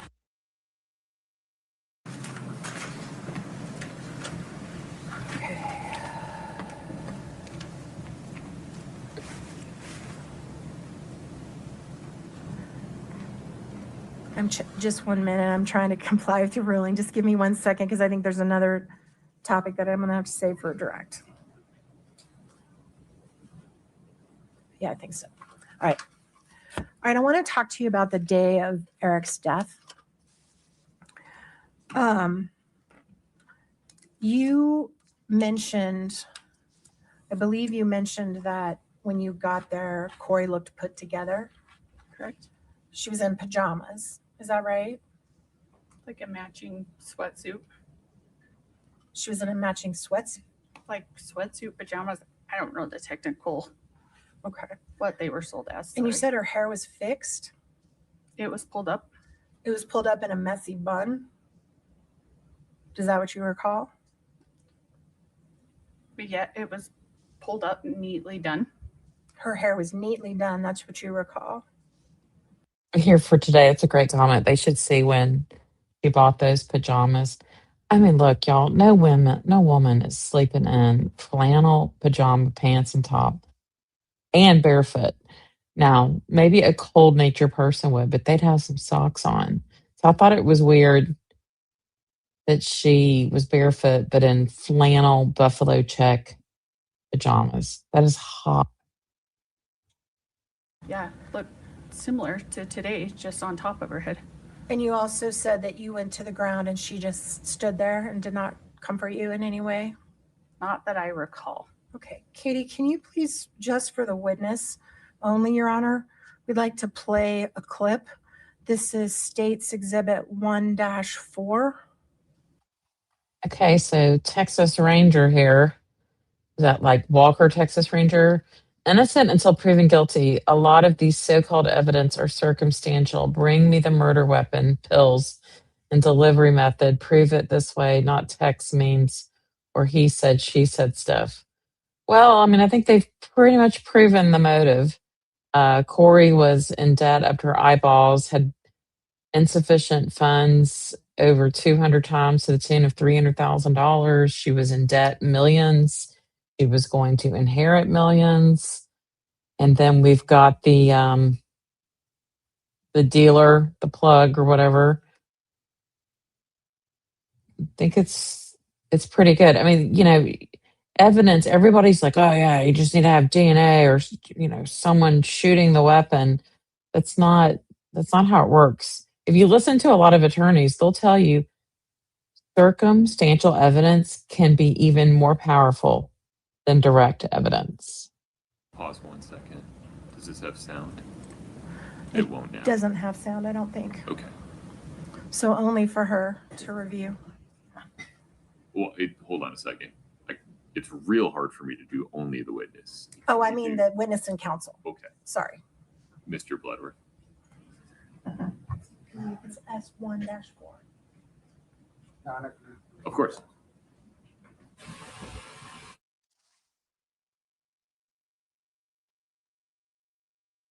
Yeah, $3.4 million in debt. Yeah, 1966. I mean, no socks or slippers. Strange. Yeah, Giacomo. Circumstantial evidence convicted Donna. Yeah, where she keeps going, where is the evidence? I don't know, your license plate of Dan being written in your planner. Yeah, John Smith had stolen from Eric's bank account and took out a $250,000 loan against the house, too. That's right. She did that HELOC because Eric went to the ATM or something to get some cash and he had no money in his bank. And he was like, what is going on? So the brother-in-law works the tax whatever office and looked up and it's like, yep, she's also taken out a $250,000 equity line on the house. Yeah, exactly, Andrew. Wouldn't want Texas Ranger on the Adelson jury. 1 minute, folks. Thank you. Yes, there's an autopsy. They talk about it at length on Tuesday.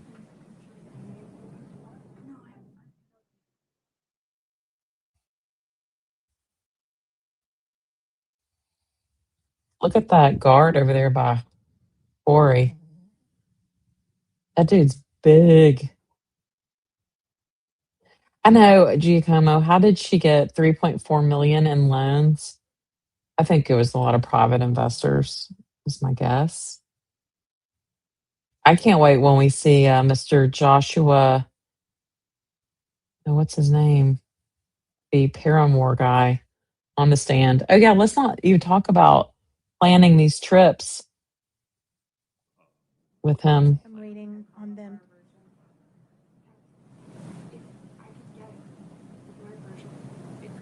Yes, the autopsy showed that he was poisoned with fentanyl.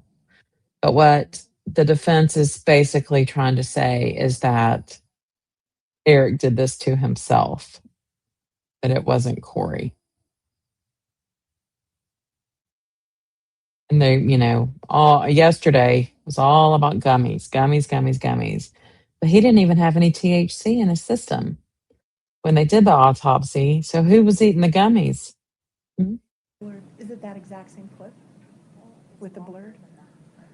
We just stop when we say stop. Look at Mr. Bloodworth. Okay, Ready I to think we're going to take pull up their amended one that this they just served Nestor out. 2 days ago. No problem. Table.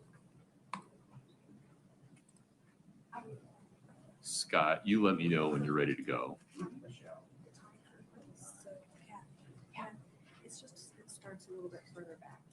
That is so true, Patricia Burns. Excellent point. If Eric had been an addict, the hydrocodone bottle would have been empty and all those gummy packets would have been empty. Also, Eric had Lyme disease and was taking opioid blockers prescribed for that. Right. A lot of drugs are used for off-label things. And that is so true. The hydrocodone was filled in 2016. And this was what, 2022? If you were an addict, you wouldn't still have bottles of that. I know, TTA, it is awful. How awful to relive your brother's death. And Andrew, yeah, payday loans. Y'all, those are like the lowest of low. No, Kouri, she's been in jail since she was arrested in May of 23. But she has cried and tried and all this stuff to get out. Oh, yes, thank you, Grossman. Robert Joshua Grossman is her ex-lover, and I think he's going to come in and just roll on her. Yeah, I agree, Andrew. So the fentanyl sandwich, I just want to know how you put fentanyl in a sandwich. I mean, was it like a peanut butter and jelly sandwich? Like she mixed it in the jelly? Anybody know? Just a moment. Because I'm picturing a club sandwich, but I bet it was like a PBJ.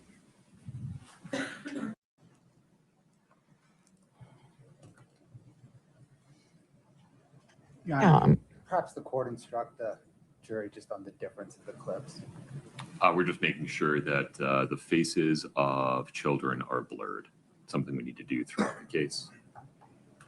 They are still photographs that are on the wall depicted in an exercise of caution. We just want to make sure we blur those before we publish them.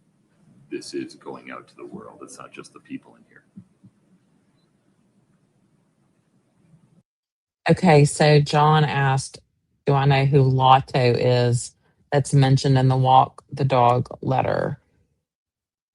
So according to this search, Lotto is described as an intimate interest and close friend of Kouri. Richins requested her mother to tell Lotto to stop sending messages about their shared activities, such as church and skiing trips, noting that evidence of their relationship doesn't look good. Somebody else said the letter suggests Lotto might be able to help with mortgage issues. Oh, yeah. So probably somebody else she was doing.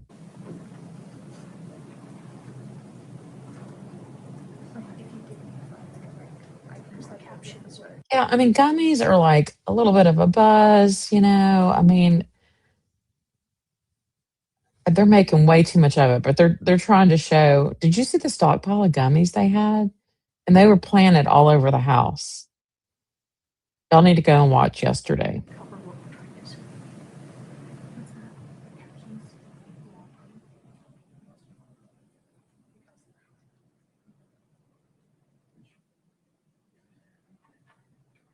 Ms. Nestor, Mr. Bugler. Texas Ranger, thank you. Yes, you're saying, I'm just saying it's easy to affect a jury when all people riled up like this. I don't want to see another Lindy Chamberlain happening. Make sure this is real evidence.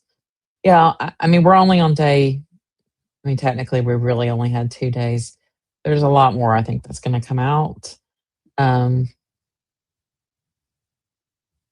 I mean, if she's so innocent, why is she writing a script trying to tell her mom what to testify to? Would you approach for a moment? Oh, yeah, I agree. They're going to try and say that the gummies had the fent.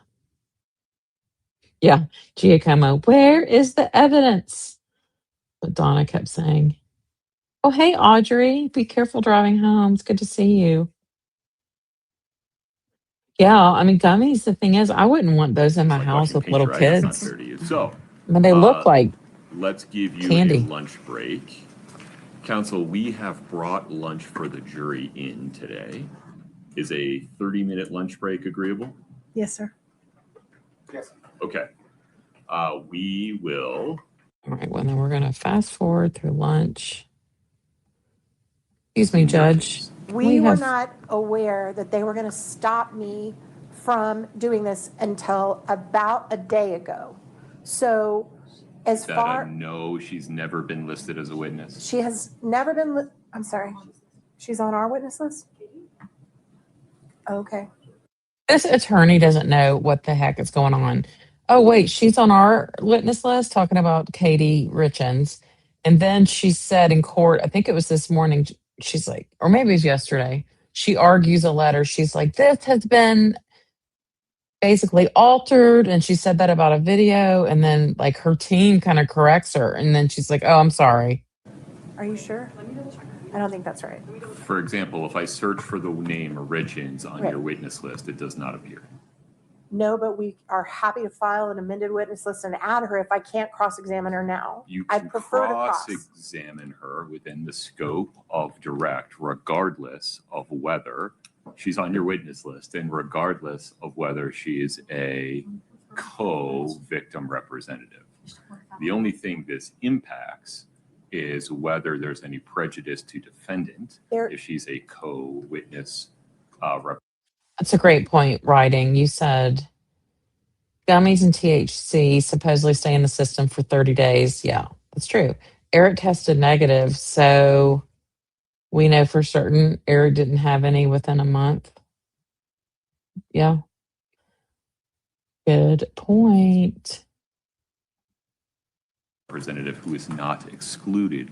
So here's the problem. So if, Look at it I- before. I'm just, okay, so that's Kouri. Freeze it right there, Katie Nestor. Okay, and that hair right there, that's what you're saying she had fixed? Just her hair up and messy like that? Yeah, as you can see, mine was down and messy and didn't have contacts in anything. Sure. So both of you had messy hair, and she's also clearly wearing pajamas. Does that refresh your memory that she's not in a sweatsuit? She was in pajamas. I am not a fashionista, so to me, that's a sweatsuit or pajamas, just to be honest. I agree, Katie. Mia Wallace, this is excellent. I have a theory that walk the dog, WTD, right, is code for what to do. You know what? I bet you're right. If it was Adelson code talk. Okay, and then keep playing, Kate, Ms. Nestor. And that's her squatting down to comfort you while you're on the ground, and that's y'all hugging, right? Correct. So your memory about that was clearly wrong. To be fair, it was 4 years ago. Okay. And everything you're testifying about here about that morning was 4 years ago. Is that right? Correct. Okay. You can take that down, Katie. Thank you. Other Katie.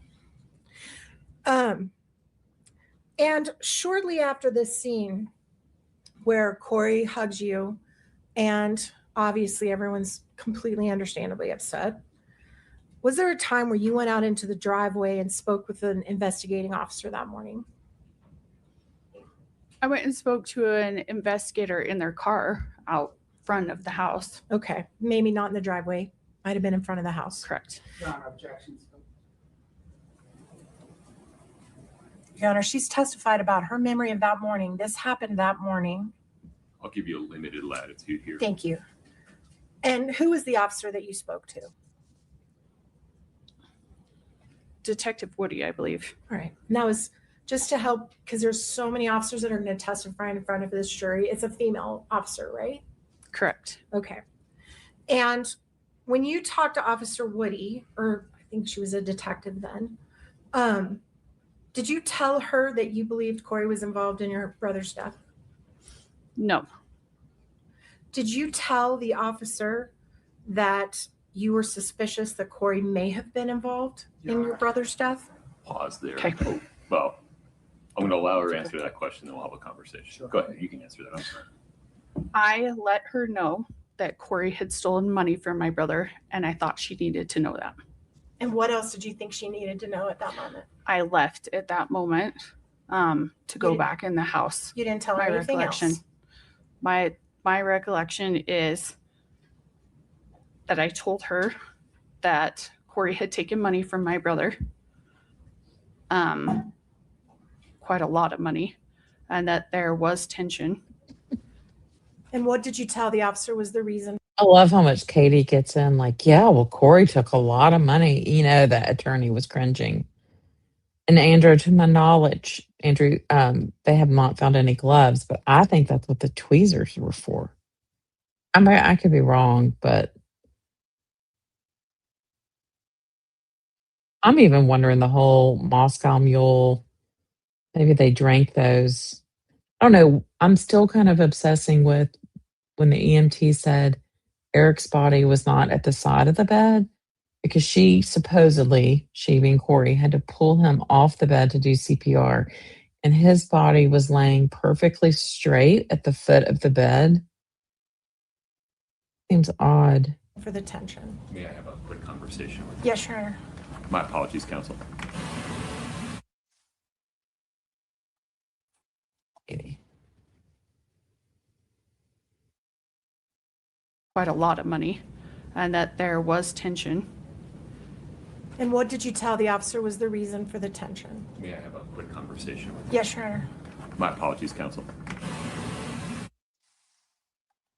Why? What was your overwhelming feeling? That I should let someone know. Because you believed it was suspicious? The death? But the defense is trying to go at it that Eric's siblings have just pushed so hard that that's the reason they've arrested Kouri. Honestly, at that time, I had no idea what was going on. I just had an overwhelming feeling. I had just barely talked to my brother. He was fantastic.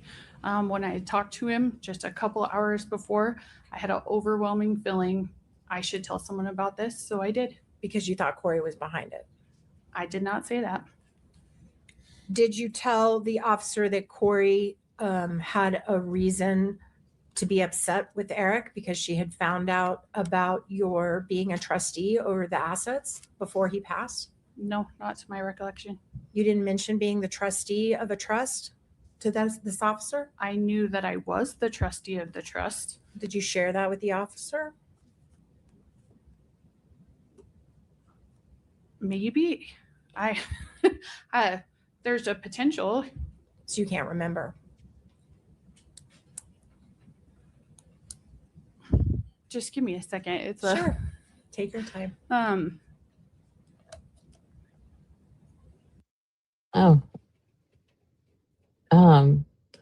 Patricia Burns, nobody can sleep with a top bun and wake up with it still in place. I think she stood at the bedroom door watching Eric die. It wouldn't surprise me. Very possible. Andrew, you can't crush it with tweezers. I had a 46-year career with Coke and martinis, 4-year clean and sober. Congratulations. That's awesome. Yeah, why would you put your hair up to go to bed? Isn't it the other way around? Yeah, it's not comfortable to sleep with your hair up. I mean, you wake up and your head's sore, or at least that's how it is for me. But I mean, maybe fentanyl's like really dissolvable in a drink. Maybe she put the tweezers in that and then crushed it up in the bottom. I don't know. Maybe she did it in the drink. But I don't think he was wanting to celebrate the closing on this. I mean, I did know that I was the trustee. So I definitely could have shared that with her. And did you share with the officer that Kouri had been upset with your brother about that before he passed? No. So if an Not officer, to my recollection. if an officer says you said that, that would be wrong. Or you're just not sure? The questions are a little difficult. They're really vague. So I think they need to shut this attorney down, how she'll ask her something and then she'll go, or you're just not sure. I know that Everett would be like, no, you got to let her answer. Oh, not to my knowledge. Okay.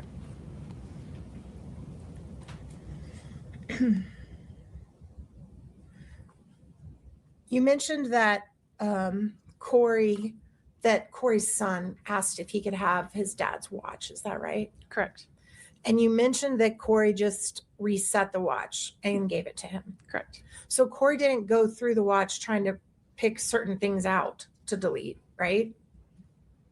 I just watched her swipe it and give it to him, or delete it and give it to him. If she hadn't swiped it, and I'm not an Apple Watch person, so maybe you know this better than I do, but that would have meant her son could read everything her husband had ever put on his iPhone, right? I'm not an Apple Watch person either, so I can't answer that for you. Is it your understanding the watches match the phone, basically? Mine doesn't always, so, but again, I'm not an Apple person, so I can't tell you. Do you agree there could be a lot of reasons why a mother would not want a young child to have access to everything his adult father had saved on his phone? In a hypothetical, yes, I guess. Okay.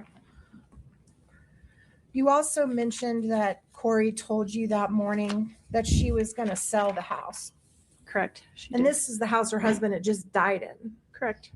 And she was pretty traumatized about her husband just dying in the house. I don't know. You'd have to ask her. In their bedroom, right? What's the question? Sorry. Do you think there's a lot of reasons why a widow would not want to continue to live in the bedroom where her husband died in front of her? Honestly, I can see some people would and some people wouldn't. Okay.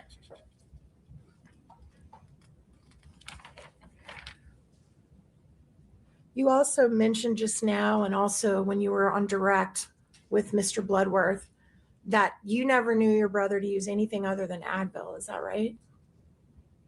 When he asked what I had seen him take, correct. Okay. Are you aware that your brother did use other substances? After his death, from his medical records that I got, it said that he occasionally took it for back pain. Took what? THC. Okay. Which is marijuana. Marijuana. So when he was alive, he didn't share with you that he used marijuana, did he? Not directly, no. And you talked about your mom, which I think is great, was a drug and alcohol counselor. Correct. And that it was important to her that your family not be engaged with the use of drugs when she was alive. No, I said prescription medication. Okay. Hey, Susan Hicks. So your brother knew that it was important to your family. Sobriety was an important thing to your family. I'll be honest with you, my mom was not against marijuana use. Okay. But you said you were? I said prescription medication earlier. Okay. Hey, did anybody do some research on Mormons, or does anybody know? Because I was always under the impression no coffee. Now they do drink Diet Coke, but you can't have like hot drinks that have caffeine, I think is what they say. And then they don't drink and all this. And their family is LDS. And she said, oh, my mom wasn't against marijuana. So is it kind of like Christianity where you've got like the Baptists and then the Church of Christ, and the Catholics and the Methodists and the Presbyterians? Or I need some education on it. But for whatever reason, your brother didn't share with you during his lifetime that he used marijuana. No. And I know you were here during the opening statement, excuse me, Your Honor. You saw this slide of all those gummies that were seized from Eric's. You didn't know that was in his house. He didn't share. I knew that Kouri had some in there. He had shared that with me. But he didn't tell you he did. No. Okay. And you also, did you know that your brother drank alcohol? Yeah, exactly, Giacomo. Do you think that someone would want to live in the house you just murdered your husband in? Yeah, maybe she didn't want to be in the bedroom because she was like, I had killed somebody. And then even that night when the sister arrives, Katie, Corey's like, I just can't face your dad. And that's why she didn't want to talk to her boys and all this stuff. Audrey, happy you're home. And yeah, this case preparing us for Wendy's trial. Can't wait. I knew that he socially drank, but he was responsible. And he chose not to do that in front of you. Is that fair? Correct. And it's also fair and totally understandable that your brother's not going to talk about his sex life with you. He actually did. Oh, did he? Yes. Did your brother share with you that he was taking testosterone? Yes, he did. And you knew that? Yes. And Did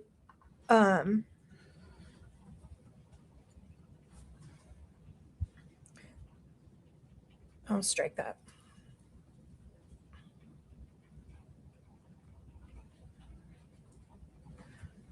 Did you go through your brother's phone ever? No. The morning after he passed, was there a period of time where you saw your sister Amy with his phone? She did have his phone. And how long did she have his phone in her possession? Honestly, I wasn't watching Amy very close, so I can't tell you. Okay. Did you ever have his phone that day? No. Your Honor, stay within the scope. Objection. Same morning, Your Honor. Let's keep moving. The objection is overruled as to that last question. That morning after Eric died, did you ever, well, let me ask it this way. When you arrived at the house, had the police cordoned off any portion of the house and said you could not enter it? There was someone at the hall, and they said that you weren't supposed to go back down the hall. So Once they removed your brother's body from the scene, and I know that was traumatic, and I'm sorry. Once they removed his body, were you allowed to go anywhere in the house you wanted? Yeah. And did you see the police searching the kitchen? Yes. All right. What Just did you? the garbage in the kitchen, that was all. That was the only thing you saw them search for, Mhm. was the Yeah, garbage. I wasn't around them all the time, so I don't know what else they did. Okay, that's fair. Simone, this is just what speculating Patricia said. Watched him die. I thought she entered the room and he was cold and already had passed. I mean, that's what she says. But then she also said she went and lay down with the youngest boy because he was having a night terror. But then when the police were there, all three boys are in a room together. So I don't know, had they already been moved into a room together? I'm just not buying that she was laying down with the boys. I think she was dancing around the house. At any point that morning, did you hear Kouri being interviewed by police? No. So you weren't present when they questioned her about what happened that night? No.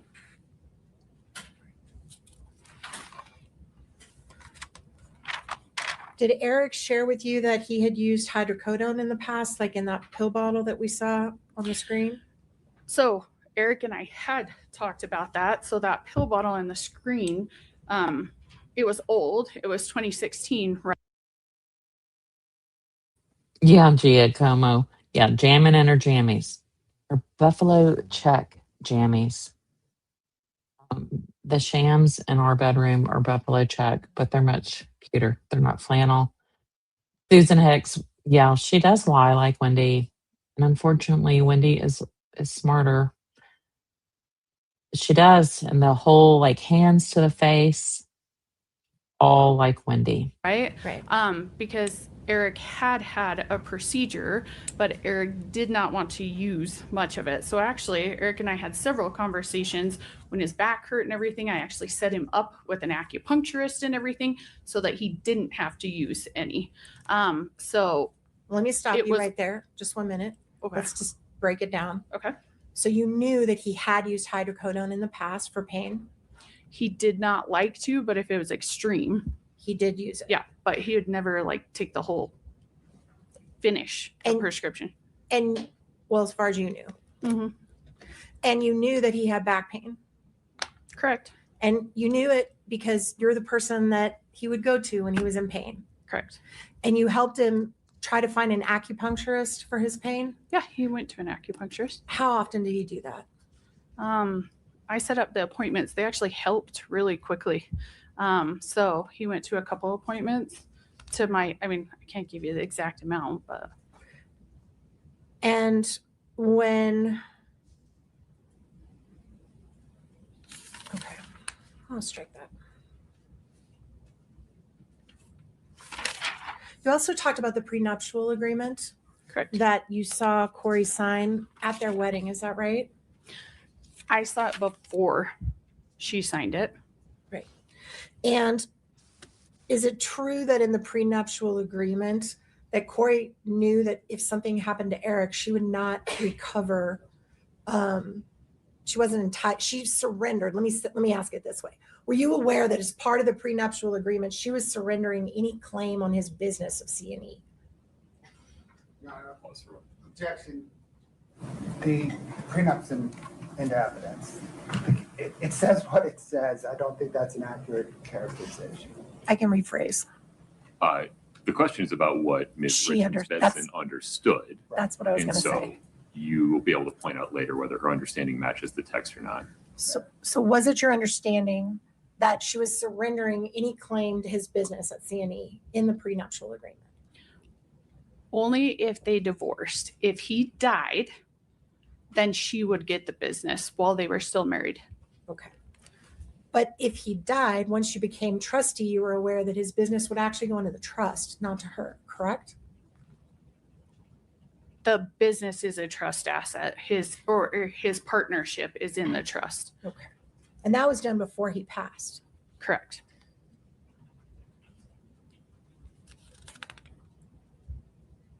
And again, you don't recall telling the officer that Kouri was upset about that prior to the officer coming in the house? No. Okay. Oh my gosh, Giacomo, how old are you? The morning feel that you really were there, old. was there any period of time where you were in the garage? Yes, I went into the garage. And what was your purpose for going into the garage? A medical examiner or some medical person, had asked me, do you know if Eric took any kind of pill today, an allergy pill, anything? And I said, I'll go check his truck. I know he takes allergy pills, but I'll go check his truck. So I went to the garage to check his truck. And when you were checking his truck, was there anyone back there with you? Lisa Darden, her mom, and Bree, I think it's Swerenson, followed me. And when you were in the truck, how long were you in his truck? Not long at all. When you got there, was Amy in the truck? No. I want to show this commercial.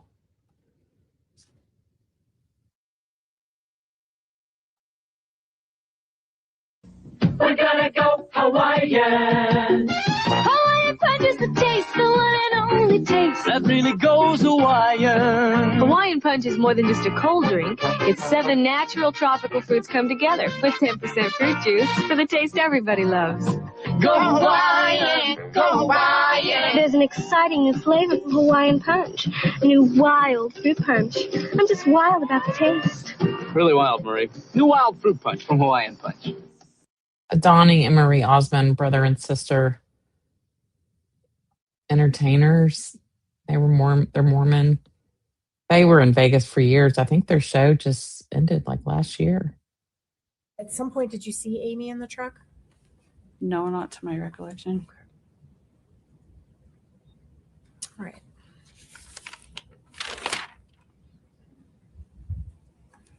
You also mentioned that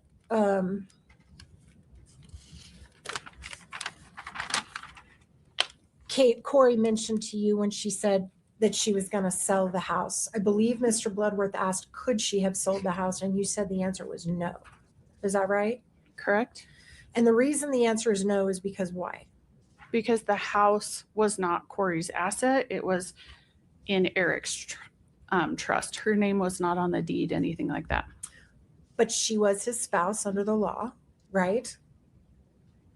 She was his spouse under the law, yeah. And she had a marital interest in the house, right? Now that's all in civil court. I can't. Sustained. Yes, you know, cause of legal. Yeah. Sustained. Okay. All right, now I want to talk about before the body was removed. Were you present or did you have an understanding about where they were going to take the body? No. Did you hear a conversation or were you a part of a conversation that discussed that there was going to be an autopsy? I know I heard that day that they were taking him for an autopsy. Okay. So before he even left the house, there was discussion that he was going to be autopsied. I think that's a verb. I'm not sure. I can't tell you if it was before or after. But there was a discussion in the house about it. You all knew it. That they would take him for an autopsy? Yeah. Yes. Okay. Yeah. And then the conversation that you testified about where there was a discussion about cremation or burial with Kouri's mom. Correct. At that point, the autopsy was over, right? I don't know when the autopsy was over. When was that conversation? That conversation was on the 5th. So 2 days after he passed. And where was the body at that time, to your knowledge? I'm so sorry. I thought you were finished. I apologize. Okay. The question can you was ask? on the 5th. Yeah, it was on the 5th when we talked about the burial. So 2 days after they'd removed, or 1 day, One day. after they'd removed his body from the house. Correct. So when you were having that conversation, where was your understanding of where the body was? It would have been in one or two places, either at the medical examiner's office or at the mortuary. So bear with me then. At the point that his remains were finally interred, either through cremation or burial, that autopsy already would have happened, correct? Honestly, I remember talking to the mortuary. They were watching to see when it was done. They said that it could take a couple days because it was later. So I can't tell you if it was done or not. I can't remember. Let me ask you this way. They weren't going to let you bury him or cremate him until they'd finished that autopsy and released the body to the family, correct? I mean, I would assume so, but I've never dealt with this with the medical examiner's office. So, And once you all had that conversation with Lisa and Kouri about whether he wanted to be buried or cremated, did Kouri agree to bury him? it went back and forth for a little while. And then did Kouri agree to bury him? Yeah, we buried him. That's right.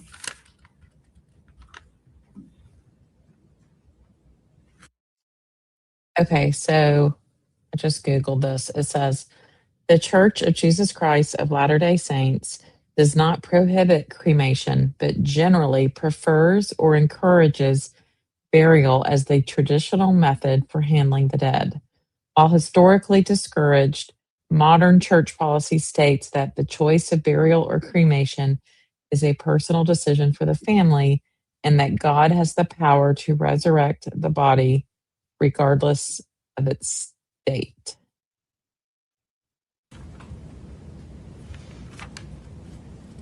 The handwriting samples that Mr. Bloodworth asked you to identify, is it fair to say that you organized an effort to gather a bunch of signatures of Eric's to compare with the signature, another signature to see if you believe Kouri forged his signature on something? Yeah, it was for the civil lawsuit that we were going through.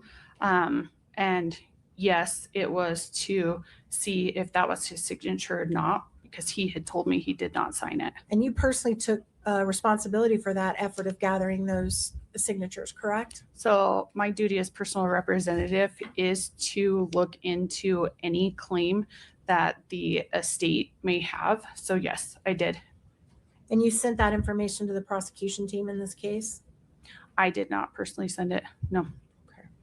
You did hire an expert to look at it, right? Yeah. And Yeah, I just told you that's my fiduciary duty as a representative of my brother, so over his estate, to look into any claims that the estate has. And who was the expert that you hired to look at those handwriting samples? His last name's Throckmorton. And it's Matthew Throckmorton? I only ever met him once. I think his first name's Matthew. Yeah. And you guys paid him a fee to do that?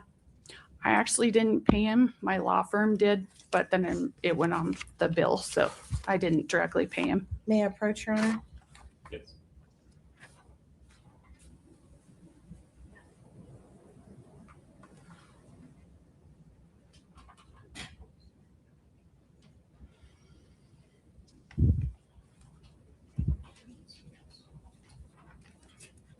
May I approach, Your Honor? Yes. All right. Handing you a document that's been marked INP KRB3. Okay. Do you recognize that document? I actually do not. I have not seen this before. Okay, I'll take it back. Thank you so much. Did you pay other experts in connection with this investigation? I did. Who were the other experts you hired? Was Brooke Carrington one of them? Your Honor, objection, point of clarification. When she says this investigation, the criminal investigation or the civil investigation? Provide a little more foundation, please. Yes, Your Honor, I'm happy to. Did the trust hire a woman named Brooke Carrington to do a financial investigation on Kouri Richins? It's really tricky. It would actually be the estate that did, not the trust that did. Okay. So Brooke Carrington worked for the estate. And were you also in charge of the estate? Correct. I am a personal representative for my brother. And you personally paid Brooke Carrington? Correct. Okay. May I approach, Your Honor? Yes.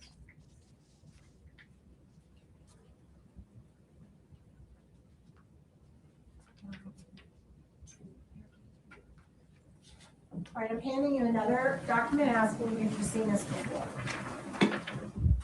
Yes. KRB2. KRB2. What is that document? So Brooke was a financial forensic accountant for us, looking into any claims that the estate would potentially have.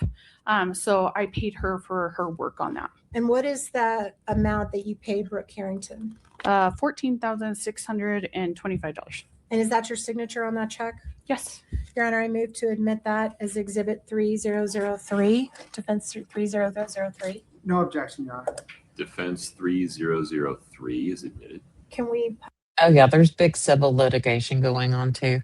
And Corey's got, I don't know what it is, over 20 or 30 charges, but then a lot of people are suing her because they want money back. And Corey sued the trust or the estate pretty soon after his death, and there's just a lot of going back and forth. publish that to the jury, please? Ready to go, Kitty. One moment. There you go. What's the date on that check?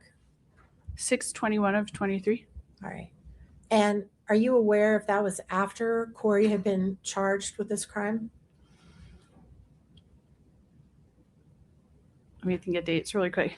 Yes, it was after, because once Kouri had been charged, Brooke quit working for us, so she sent a bill and I paid the bill once. And why did she quit working for you?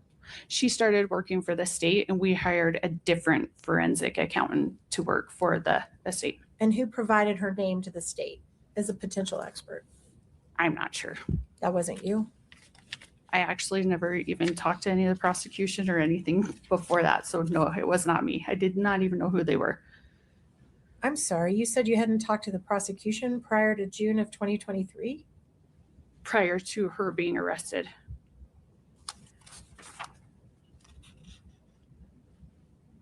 Let me clarify to make sure that I don't impeach you for something you're not meaning to say. Oh, okay. When you say the prosecution, you mean the actual people sitting at the table, not their investigators. Oh, yeah. Yeah, them. Because you had talked a lot to the investigators prior to Kouri being arrested. I had talked to investigators. I had never talked to these guys. Totally fair. I just didn't want to come after Sorry, you. I did. Nope. The difference. Thank you. I want it to be right. So to go back to that, you had talked a lot to the investigators that were investigating this case on the criminal side prior to Kouri being arrested. I had talked to them. And as a matter of fact, on March 21st of 2022, so before there was an official finding of Eric's cause of death, isn't it fair that you sent an email to the chief detective, the same one you talked to in the driveway or outside the house, with the timeline of everything suspicious that Kouri had done in the last multiple years? I can't remember the exact dates. Okay, let me approach.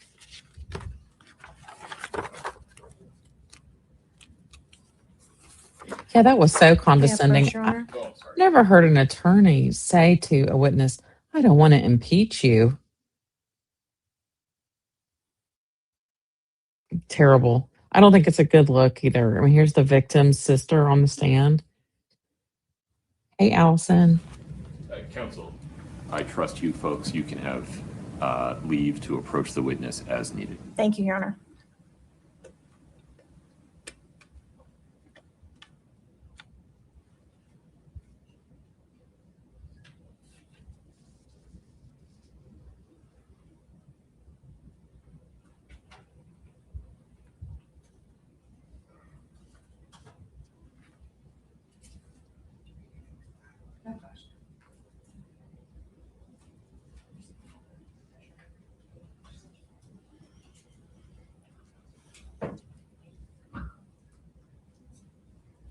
Okay, I'm showing you a document that's been marked as KR6. Just take a second, as much as you need, and tell me if you recognize that document.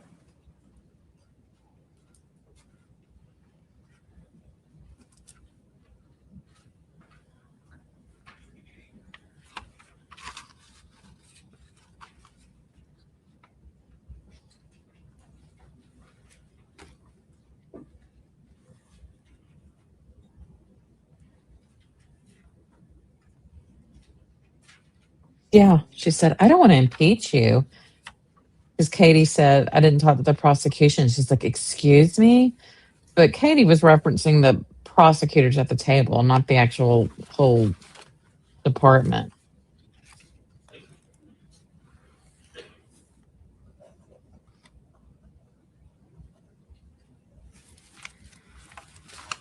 Oh my God, Adelson hater, Tang. Let me tell you something. We have this hot Christmas spiced tea, and Tang is one of the ingredients. I don't even think you can buy that stuff anymore.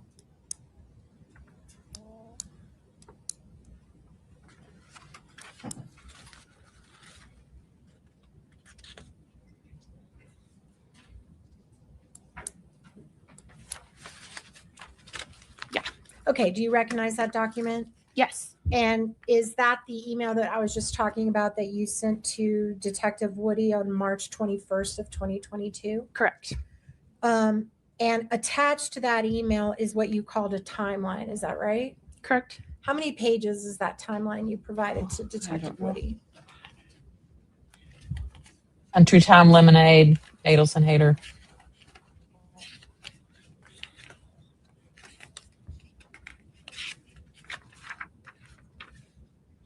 Nine, if I'm counting right. Okay. And what was your purpose for sending that timeline to Detective Woody? Because I'm not a detective. Eric's death was suspicious, so I wanted to get it to the professionals. And everything in there is about Kouri, right? No, not everything. Did you identify anyone else you thought might have been involved in Eric's death in this timeline?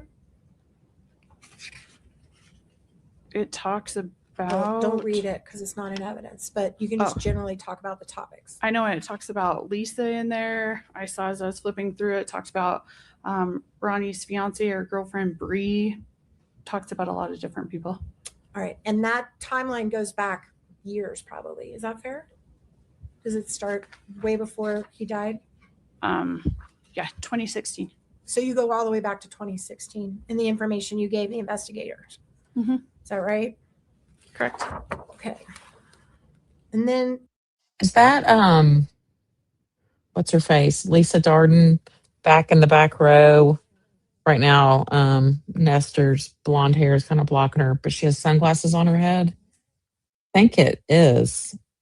Y'all tell me. do you remember shortly after that you did some investigation into Kouri's business online and forwarded that to an investigator? Do you remember doing that?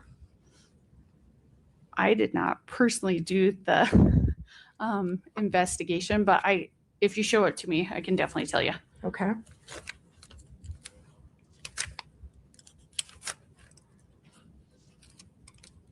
All right. May I approach her? I forgot. Sorry. It's habit. That's federal court.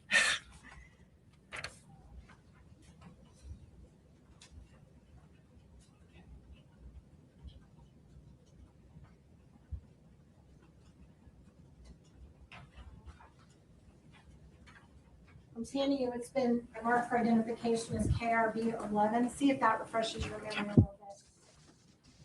Is that your email address? Correct, it is. So that's you forwarding to the investigator background information on Kouri's businesses?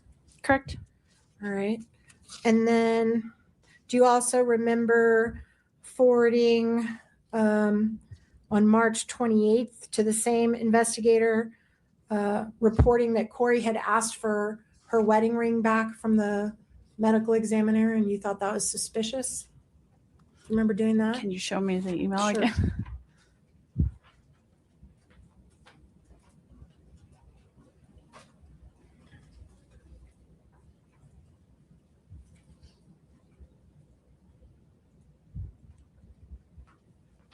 Showing you KRB 12 and see if that refreshes your memory a little bit. Thanks.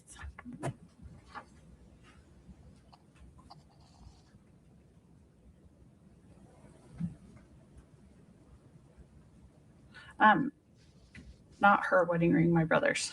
I'm sorry, what ring that he wore? Correct. On his finger. And she was asking for it back, right? Correct. And you thought the detective should maybe test the ring, or you thought that was suspicious and you reported that? Yeah. Okay. Also in there, you talk about ring cameras. Did you share ring camera information with the investigators? I did not have the ring camera information. Okay. Do you remember in May of 2022 suggesting with the officers, the investigating officer, that Yes, the Moscow Mules were in a copper mug. Somebody had given them a set, and so they wanted to celebrate.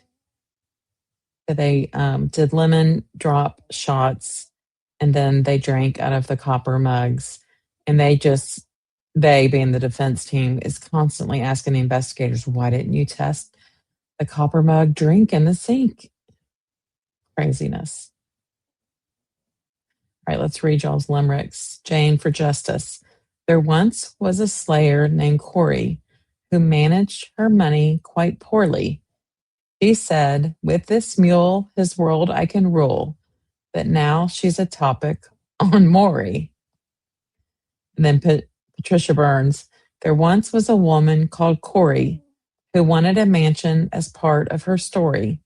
A fat mule she did make for her husband to take, and is not even a little bit sorry. Good job. Y'all are very talented. Kouri may have tried to kill your brother on Valentine's Day with Yes. a sandwich. Yeah. Okay. Because my brother talked to me about it. As far as you know, had that information ever been imparted to them before you gave that to them? I would have no way of knowing that. Okay, fair. Did you also do some online sleuthing into her mom's Venmo and Susan Kohler's Venmo? I did not personally. Did you forward that information to the investigators to use in their Can I investigation? see the Sure. email, please? Yep.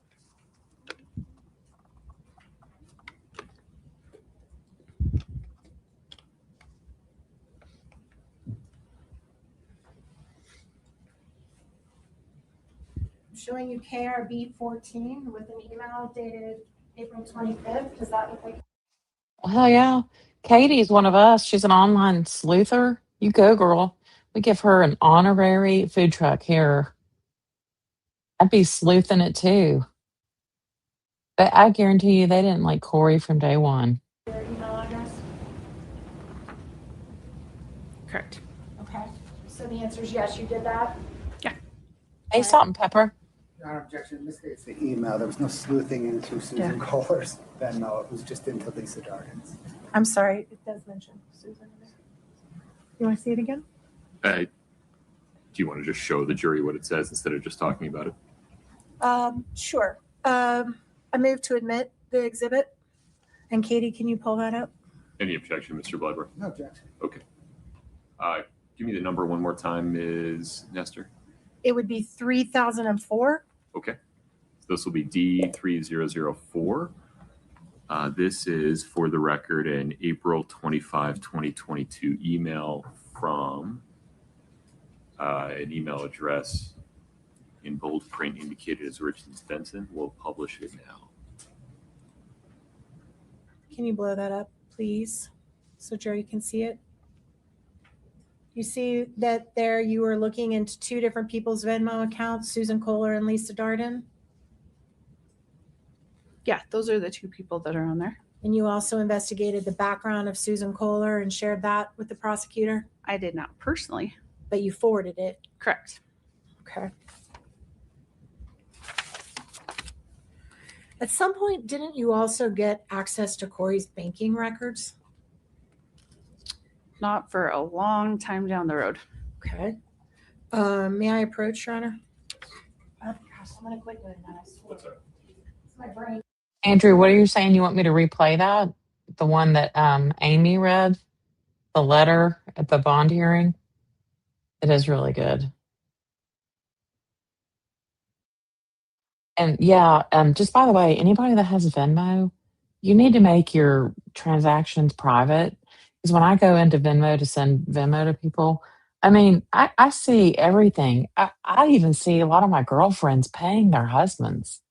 I'm like, what is going on here?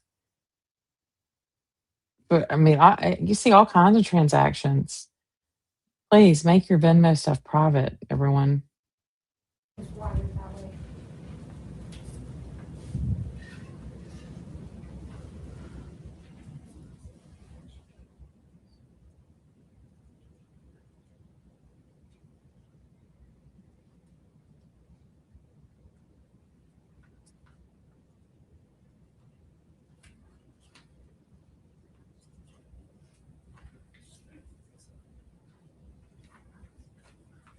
I'm showing you a letter that's marked for identification as KRB 16. A letter dated November 7th of 2022, which was a few months after Eric died. Can you just read that for a minute and tell me if you remember that letter?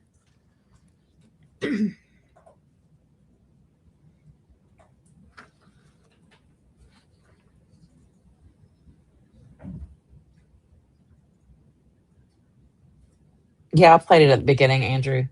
It was really good. Honestly, I've never seen this before. Okay, totally fair. Do you want me to keep reading the whole thing? If you can't identify it. that's Okay. fine. I thought you might have read it. Uh-uh. Do you remember being asked how you obtained Kouri's private bank records without her permission? Did anyone ever confront you about that? I think we're talking about two different things. Oh, The this is only awesome. bank records or banking that we have received is through the litigation for the civil lawsuit when the trust was granted a constructive trust. And so that's the only thing.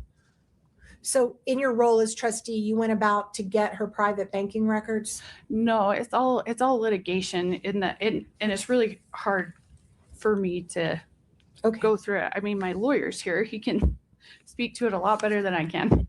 Yeah, so now they've just basically said, oh, yeah. So we're in civil court with Kouri, too. I mean, that's not a good look. Definitely don't want you to have to become one of us, so don't worry about it. You also had multiple interviews with the Summit County investigators. They came to your house once and interviewed you, is that right? Correct. And you also interviewed with Detective Woody, I think here or in this area, in this complex somewhere. Correct. And you also had multiple phone conversations with the prosecution, all this before Kouri was arrested. Is that right? I mean, we just looked at a bunch of emails. We have to be more precise. Precision matters in this business. Is it fair to, I'll withdraw. Oh, Different. I love that. Different things. Do you hear, Mr. Bloodworth? Precision matters in this business. Freaking, I'm a Bloodworth fan. I'll rephrase it, Your Honor. I'm happy to. Thank you. It was a little confusing, so let me try that again. Is it fair to say you had regular communication with the investigators in the criminal case almost immediately after your brother's death, even before they got into the house and after? I did talk to the detectives, yes. Okay.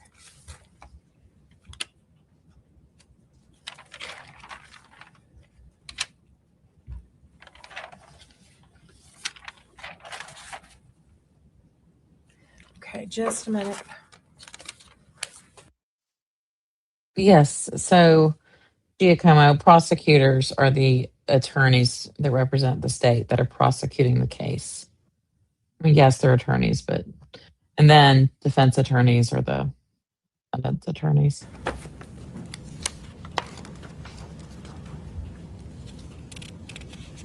Were there occasions where you sent potential witness names and contact information to the investigators on the criminal side? That was in the email you sent. There were some names. Okay.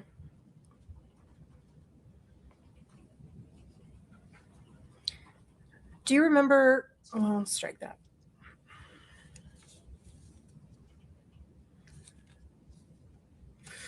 Because you were the trustee of the home, you guys were in charge of, well, let me rephrase it this way.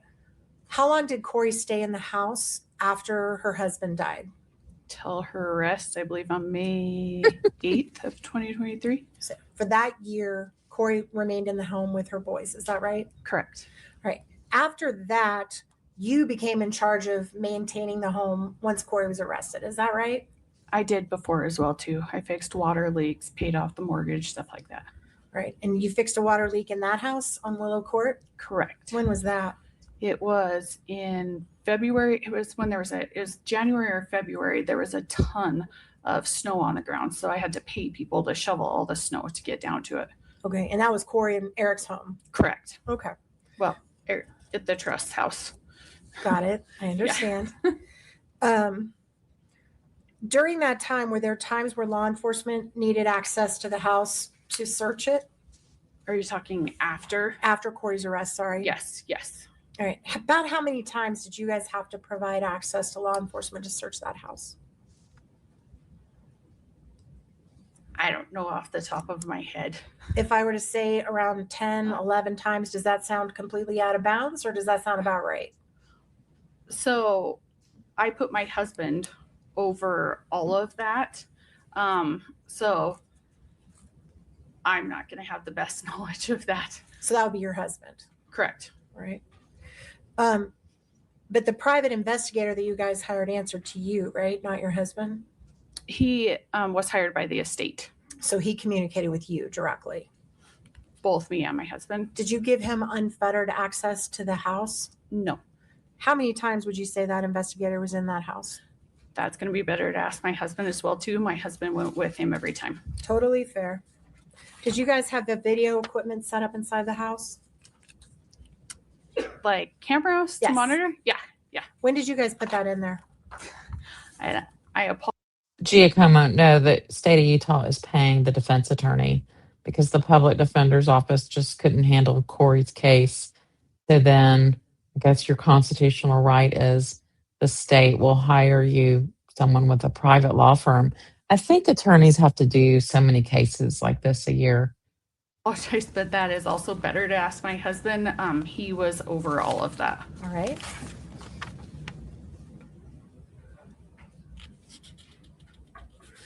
Court's indulgence for just a moment, Your Honor.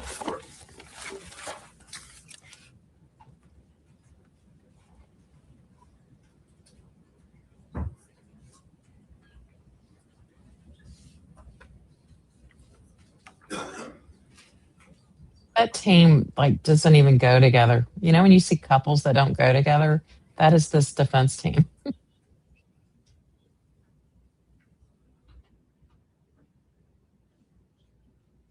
Bye, Jane.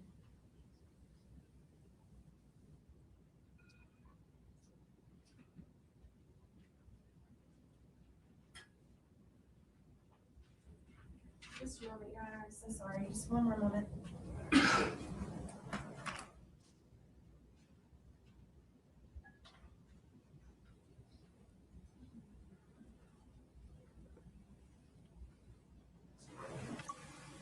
I'm almost done. You're almost there. You've done a good job. So do you remember when you retained Todd Gabler to investigate Kouri Richins? The exact date, I can't remember. I think it was at the beginning of April So of 2022. Could have been in March. I don't within a have the couple exact of date weeks- with me. I'm sorry, I didn't mean to interrupt you. Oh, sorry. No, yeah. Within a couple of weeks of Eric's death. Yeah. Okay. Correct.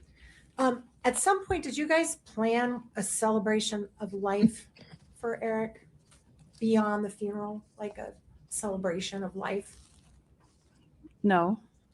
Did I? No. Yes. No. You weren't involved in that? No, we had the funeral. Okay.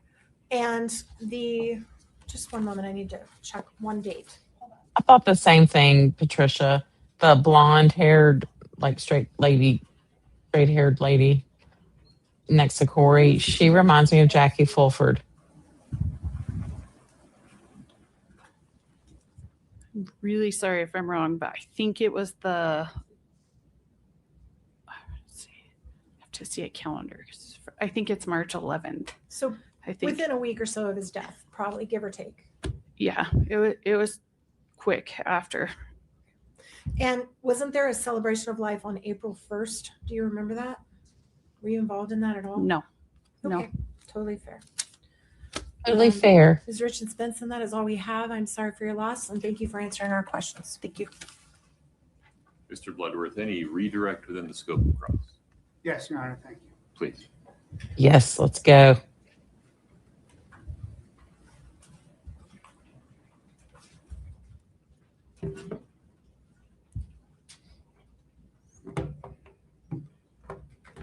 Ms. Richins Benson, you just discussed with Trying to get ahead of the game, Scott. I don't know what caused that, but let's avoid that in the future. Keep going, Mr. Bloodworth. Okay, Ms. Richins Benson, you just testified in response to the defense questioning about a civil lawsuit. Correct. Did the civil lawsuits begin on March the 28th, 2022, about 3 weeks after Eric's Look death? at Nestor. She's is when- pissed because she opened the door to the civil lawsuit. Did y'all see that look she's giving? She's like, You dog. But hey, you opened the door, sister. The civil lawsuits began on March the 28th, 2022, about 3 weeks after Eric's death. That is when it was filed. It was threatened very quickly after Eric's death. And who filed the lawsuit? Kouri did. Against who? Against me as trustee of the trust. And to defend against that lawsuit on behalf of the trust. Correct. You employ Mr. Throckmorton, or your lawyers employ Mr. Throckmorton and Miss Carrington. Correct. And then Kouri Richins was arrested on May 8th, 2023. Correct. After May 8th, 2023, did the estate or the trust employ Mr. Throckmorton or Miss Carrington? No. The defense counsel asked you about a timeline where you presented certain information to the investigators, right? The detectives. Correct.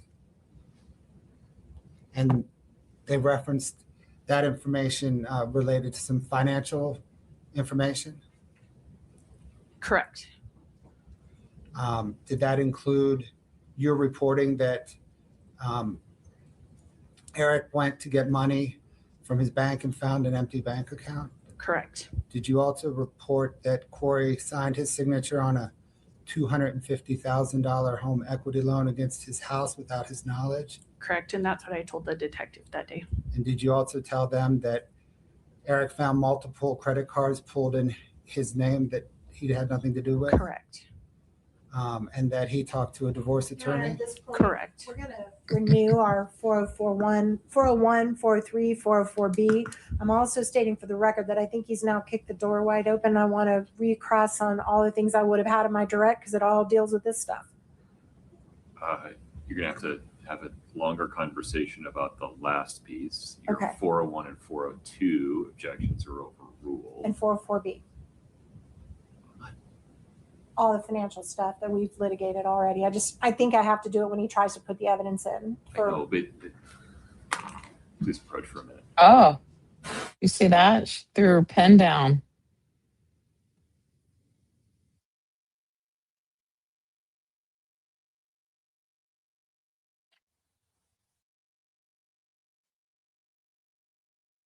Yeah, Kouri. You get to drink out of a cup today, not out of a sink attached to a toilet in jail.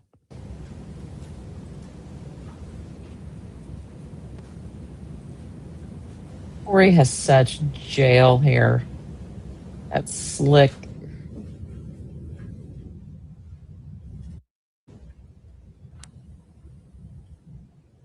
You're referring to the altercation on that, right? I am. Okay. Yeah.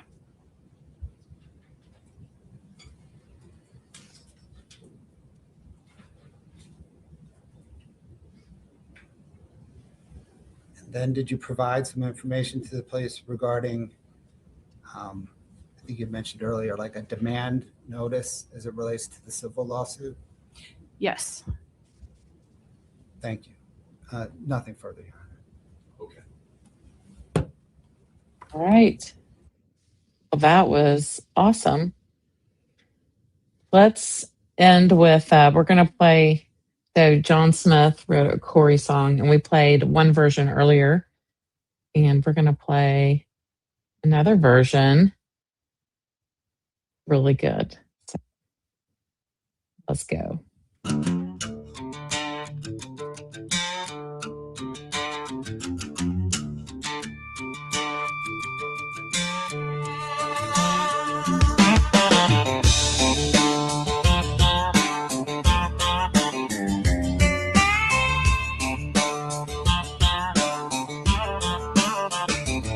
Kouri Richins was in big trouble. She had to have $4 million. She needed it on the double. She was desperate enough to kill. She came up with a plan. She'd buy some fentanyl and slip it to her man. Then she'd have it all. Kill that man, Kouri. Get that money. Go to the Bahamas, Kouri.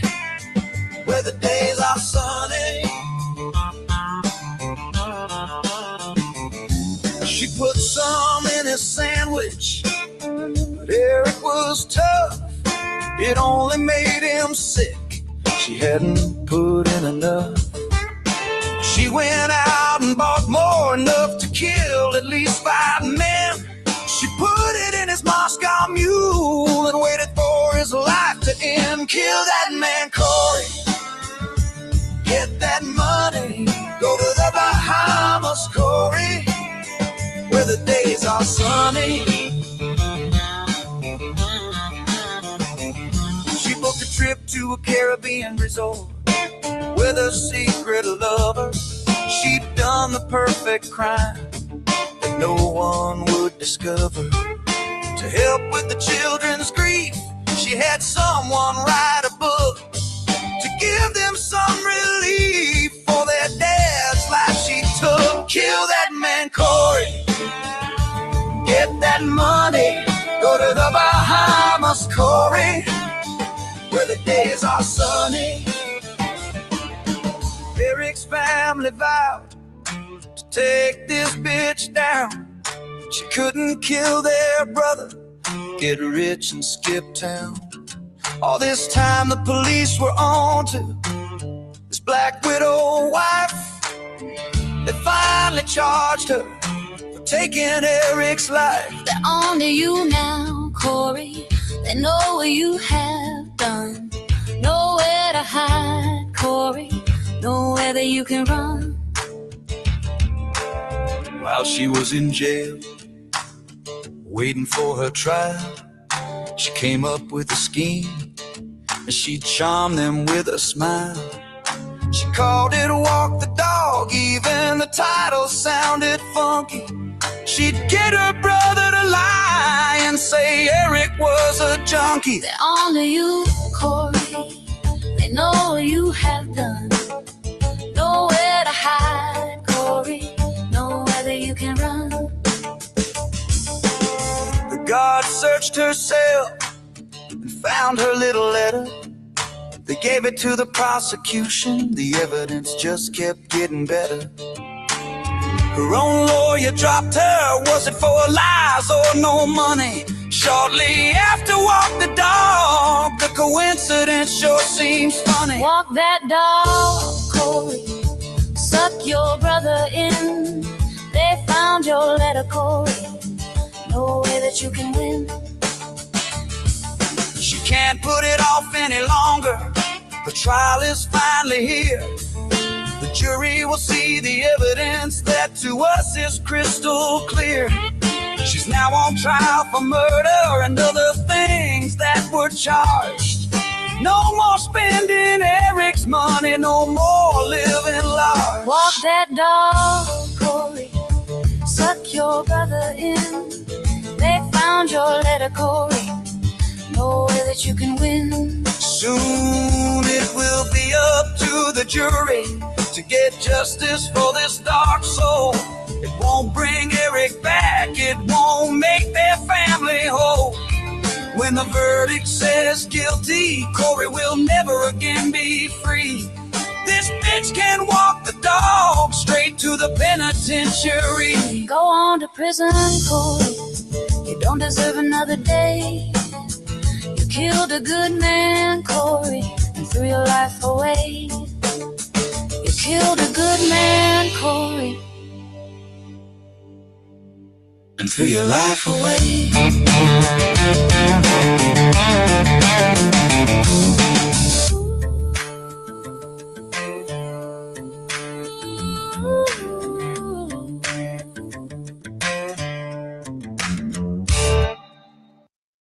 Love it.